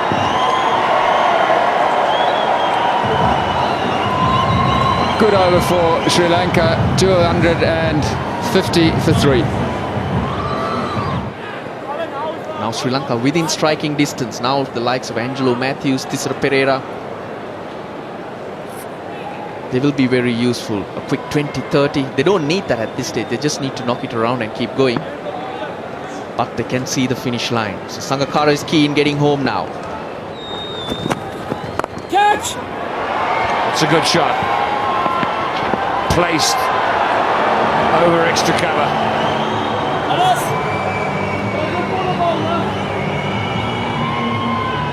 The little shimmy putting Albie Morkel off there, giving Sangakkara that length. But the key to Sangakkara here is he maintains shape. He doesn't look to hit it too hard. The last over he was trying to muscle Dumini, but here he relies on his timing and class.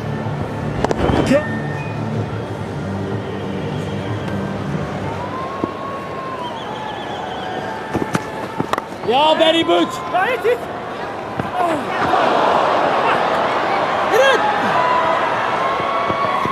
Tirimana would have been gone if that was a direct hit. Been an awful lot of shies at the stumps from both teams throughout this whole series. That all would have been out had the stumps been hit. Oh, it looked like it was going to hit for so long too. So close. Sangakkara gets on to 97th, approaching his 12th ODI 100.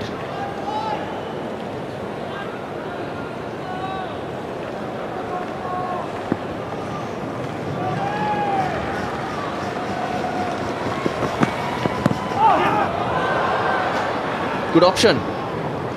Was outside the line, but more importantly gets off strike. Sangakkara's put the pressure on Albie Morkel by hitting a boundary off the first ball. They got to make sure that they keep milking, keep accumulating. 6 runs off 3 balls.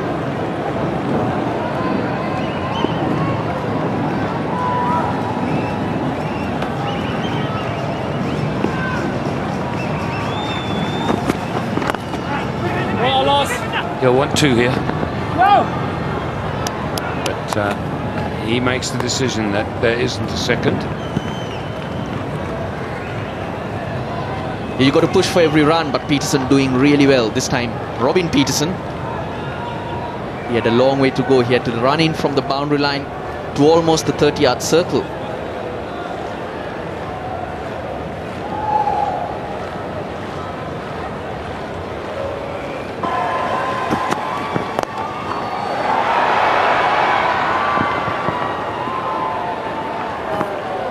Doesn't get all of it. And he'll be thankful he didn't.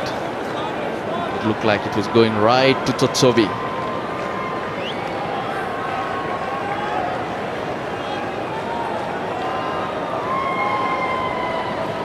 Struggled through this series, looked really good in the third and fourth ODI, but just couldn't convert. But when Sri Lanka needed, he's putting his hand up once again.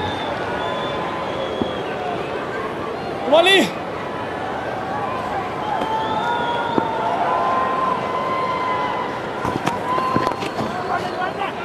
Spin away to the boundary, and Kumar Sangakkara notches up his 12th ODI century. Of 96 balls, Sri Lanka 274 for 3.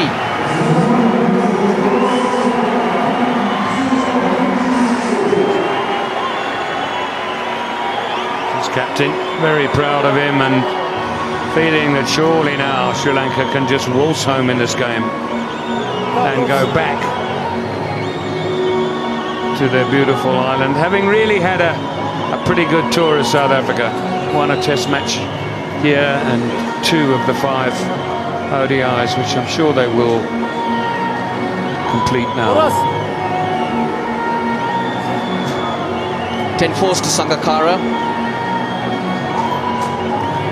His highest score in the series so far was 39. This is how it came. His call was for 1, but he hit it sweetly, and there's no fielder in the deep.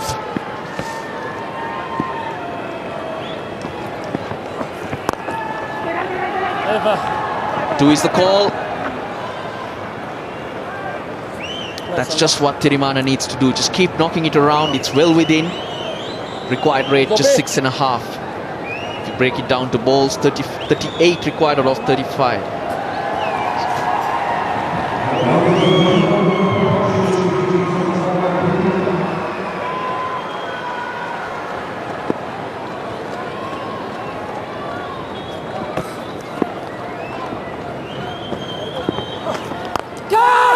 It's up in the air, it should be out if it's not out of the ground. It is. The catch is caught. Sangakkara won't be the one that sees Sri Lanka home. How disappointing is that? He's just got to 100. He just needed to bat through 2. Didn't need to do anything extra, Kumar Sangakkara. But don't take anything away from JP Dumini. He knew what was coming. In the last over, he was firing it in, but holds it back. But he's batted beautifully. 102 of 97. 275 for 4. Angelo Matthews comes in, and we got exactly the same sort of situation as we had just the other day, where the South Africans have now got to get fielders in the ring for a new batsman. He's not on strike just yet, so we'll see that field change when he does get on strike. See how many dot balls they can bowl to him. Here's the end of Sangakkara. What that's done is given South Africa a glimmer of hope. A new batsman, you never know what can happen. Well judged by Peterson in the deep. Wouldn't be surprised if you see Morne Morkel from the other end.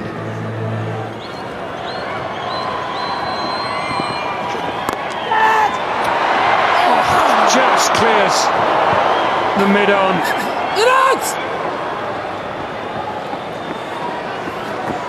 And that takes Tirimani to 50.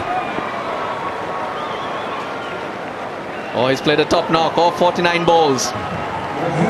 Saw him coming, JP Dumini, and fired it in. But he deserved it. He deserved that bit of luck for that ball to just get over mid-on. 4 boundaries to him. More importantly, build a partnership with Sangakkara. Just got Sri Lanka within striking distance. And an inside edge for 4. Well, Jackers, when chasing a big score, you need things to go your way. You need inside edges. You need streaky boundaries like that. Useful boundary. Morne Morkel looking for wickets. Goes for 4 and early in his over.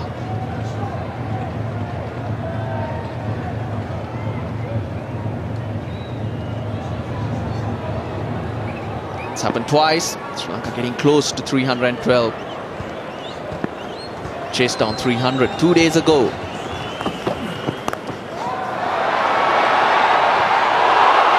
happened there? It looked like he had it covered for a while and then suddenly lost sight of it. Pointed up immediately to the lights. And I'll tell you, Jackers, if I'm right, if I saw it right, it's going to hurt further because that went for 6.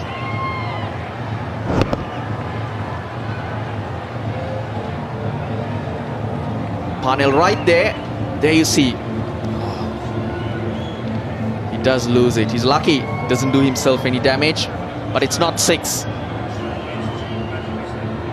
Just bounces just before the line. Sri Lanka will take anything that comes. Tell me, you played with sunglasses, I never did. Do they help when the ball goes into the lights? If they were on your eyes rather than on the back of your head?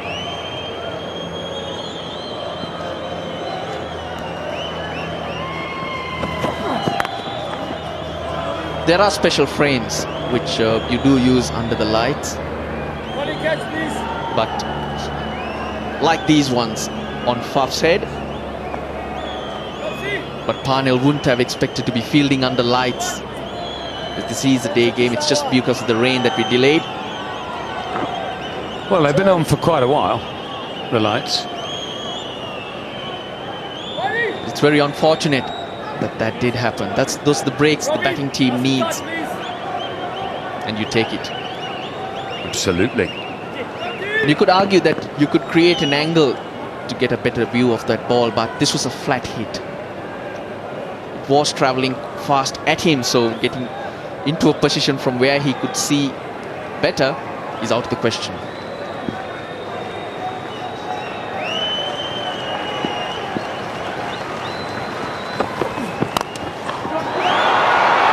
What a statement that is from Angelo Matthews. Sri Lanka not messing around here.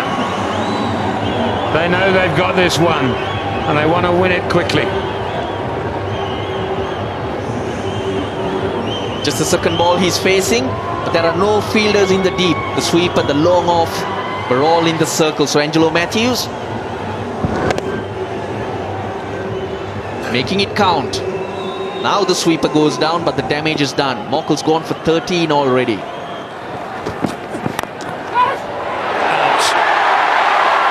Caught it short extra cover, but I fear it's a little too late.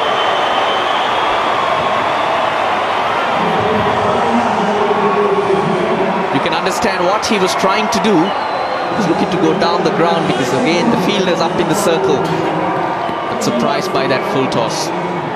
Did give a glance at the umpire to see if it was above the waist. It's marginal. It's just about right, and that height very difficult to put away. So Parnell picks up a wicket.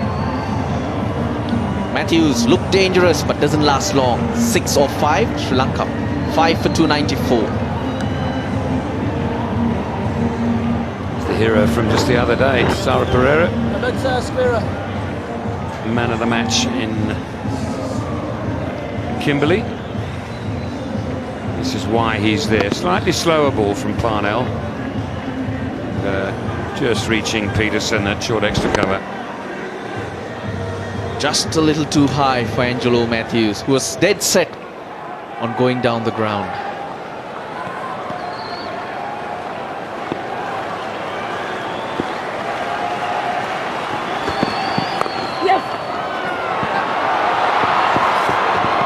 Well done by Pereira, gets off stride. But Parnell, by getting in that slide, took the fielder out. Dumini was coming in. It obstructed him.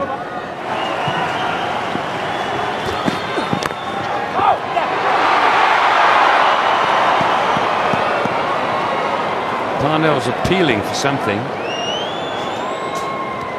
Not quite sure what. It was a good Yorker, it was a good bit of batting, a good bit of fielding.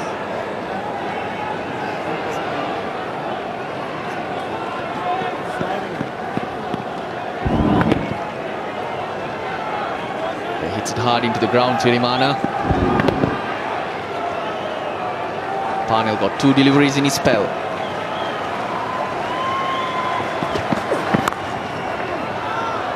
Squeezed down to third man.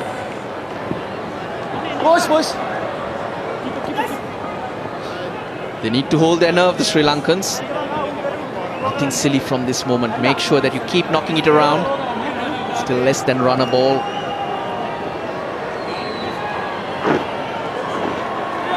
Not try and be a hero too early. Just keep chipping away at that target. AB de Villiers bringing in 6 fielders into the circle. He's telling Cesar Pereira, you want runs, hit it hard. He's new at the wicket. Obviously, he needs wickets. He's not going to be able to defend these runs. It's wickets that can change this around for him.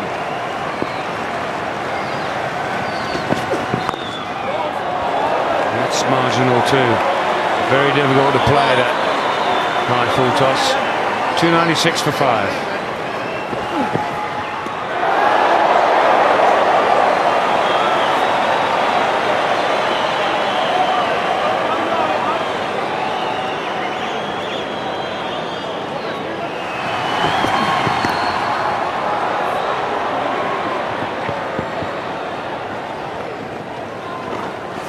If you look at the overs, Morkel finishes with this. Parnell's done. Totsobe probably will bowl 1. So you've got to go to either Peterson, Albie Morkel or even Dumini to get the other. Yeah, I'd go to Dumini and have him bowl 1 ball and then walk off with a torn hamstring. And then Morkel can bowl those other 5.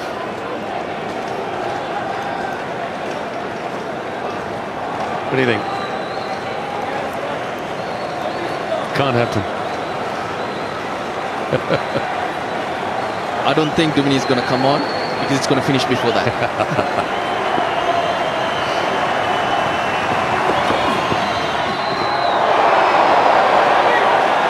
For wide as well.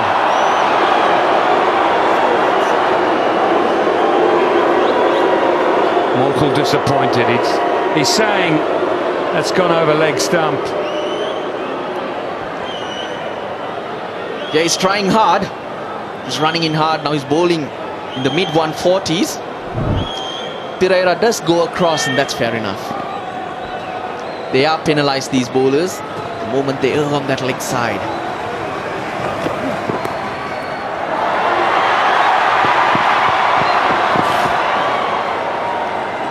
Great awareness from Tirimana. Just the leg by. He saw AB de Villiers having to dive, took off straight away. All useful runs. Now how's Tirimana going to play it though? First ball of the over, he had a huge swing. Is he going to continue to do that, or is he going to knock it around? But that was a crime. Pereira missed out. Well, there's your answer. Slaps it over mid-wicket for 4. Well, he's intent on finishing this sooner rather than later. The youngster up to 66 or 59. Sri Lanka need just the 10 runs. What a knock. He's put his hand up. Just came in as a replacement for the experienced Mahela Jayawardena. Credit to him.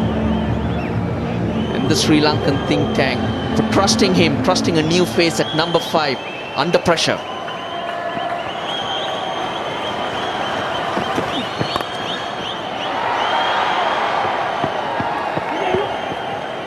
Played beautifully, and he did give me the answer. He doesn't want to get into a nervous last over needing 6. He wants to finish it by the end of the 49th over. Well, now he wouldn't mind Dumini hobbling off with a hamstring injury because he's taken 8 runs off South Africa's strike bowler. So he should back himself to get 8 runs or even 6 runs for that matter. Even when you looked at Kimberley, he just got the 14 runs, Tirimana. But yet, I thought he played a vital role. He came in, knocked it around, built a partnership with Chandimal. which was very useful at that stage. 2 overs remain. Sri Lanka need 9 runs. 304 for 5. The penultimate over. If it doesn't turn out to be the last. Stop batting.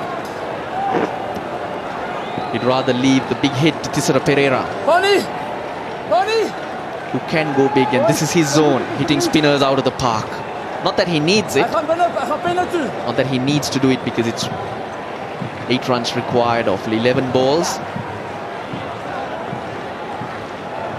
But if anyone wants to use the long handle, it should be Pereira.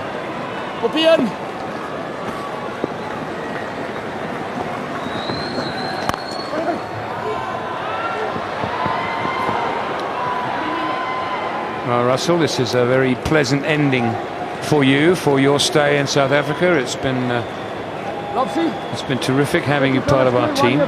We hope you've enjoyed your time in South Africa as a non-player, as it were, and had an opportunity to see a bit more of the country, which you don't always manage when you're playing. But it's been a real privilege and a pleasure to have you part of our commentary team. Thank you, Jackers, and likewise, I enjoyed myself thoroughly. And all of you making me feel at home, and did take that opportunity to see a lot of the country, in fact. A lot of things that I hadn't seen before. Stay, Lobs. Just 6 required from 9 deliveries. 25 pinner.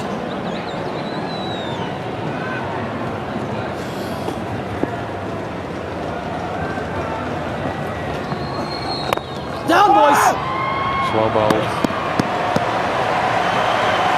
And the crowd getting into this a little bit. But this is real good stuff for Sri Lanka. Chasing down 300 twice. Lobs. With the chips down, should give them great confidence. And the biggest plus for me, Jackers, is the emergence of youngsters. Youngsters putting up their hands. And youngsters who are possibly playing outside of Sri Lanka for the first time. Tirimana, Thisara Pereira, Chandimal. That should give Sri Lanka confidence going forward. Here we go, boys. 6 required of 7 balls. Catch! Full toss. Out. Another dot ball and a wicket. It's Pereira who goes. And things just get a little bit more exciting. We'll be talking about 6 runs in the final over. That's what we have. But again, a high full toss hitting the Sri Lankan batsman high on the bat. He's still not happy. He reckons it needs to be looked at, but generally spinners get away with this.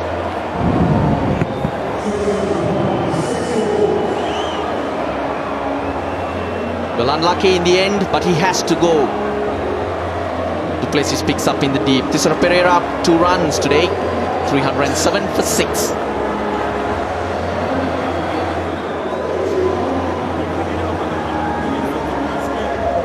It's Nuwan Kulasekara. He'll be on strike. And it's a pressure moment. It's run a ball required, and we're down to the last over. Interesting change from AB de Villiers. Oops for Spain. JP Dumini doing the 49th over, conceding 3 runs and picking up the wicket. Just above his waist, I would think. Now he has a sweeper, so I'm suspecting he'll be bowling outside off stump. Kulasekara, his area is down the ground. Bowled in. Is there a twist in this tale?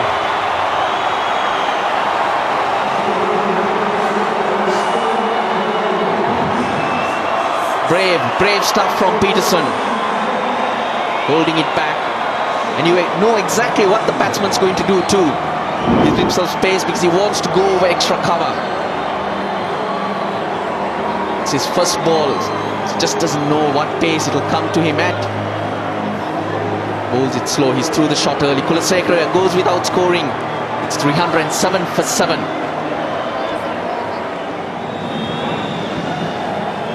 Herath, left-hander. Left arm spinner bowling to him, so he's hitting in the direction that the ball is turning. Is he going to be brave enough to do it though? Is he going to knock it down the ground for one and leave it to the other guy? Well, he'll sweep everything. Peterson's got 6 fielders in the circle now, 3 on the boundary line on the leg side. If I were Peterson, I'll send another one down there. He can afford to, because Ranganahera, well, he does something different. Gets Tirimana on strike. 5 required of 4 balls.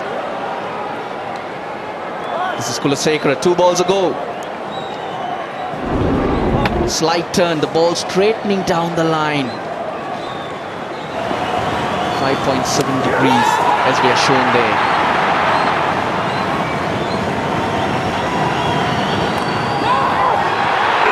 Tirimana goes. Wow.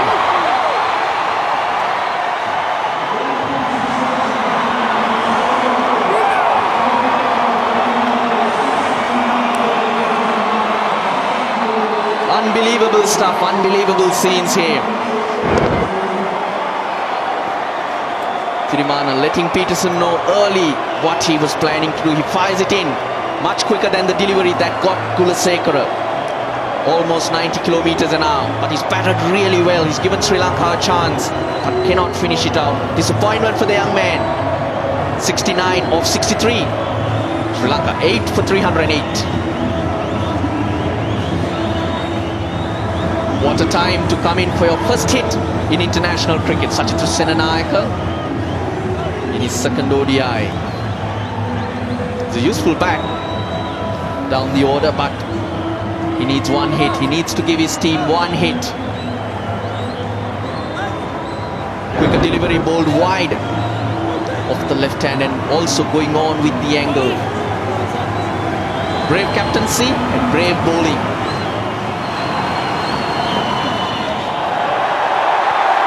It's been a struggle.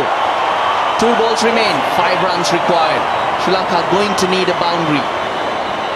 They're going to need a boundary, definitely. Preferably a big one from their point of view. That might be it. Has he hit it over the rope? Yes, he has. High drama here at the Bidvest Wanderers. And Sri Lanka get home. It's also Sri Lanka's equal second highest successful chase. Oh my God, Jackers. Thought this was not coming. Thought it was coming in the 48th over, but with 1 ball to spare, Sachitra Senanayaka manages to get it over mid-wicket, but he's done a good job. 2 wickets in that last over, had just 6 runs. Tension all over, and relief for the Sri Lankans. Contributions at the top, but Sangakkara, he's the one who went on to make the big one, but needed Tirimana in the end to get Sri Lanka almost to the line, and Senanayaka to make Sri Lanka breathe easy. Your bowlers all swapped around, and today it's been a day where your strike bowlers have taken a beating. Morkel, no wickets, 49 to him. Totsobe picked up 2. I was surprised I didn't see him back in the attack, but surprisingly the spinners coming and making it a tight game at the end. So the 5th Sunfoil One-Day International ends with a victory for Sri Lanka. 312 for 4, South Africa, after being put into bat. Sri Lanka wanted to chase it, and they did. They won by 2 wickets in the last over. South Africa, however, won the series 3-2.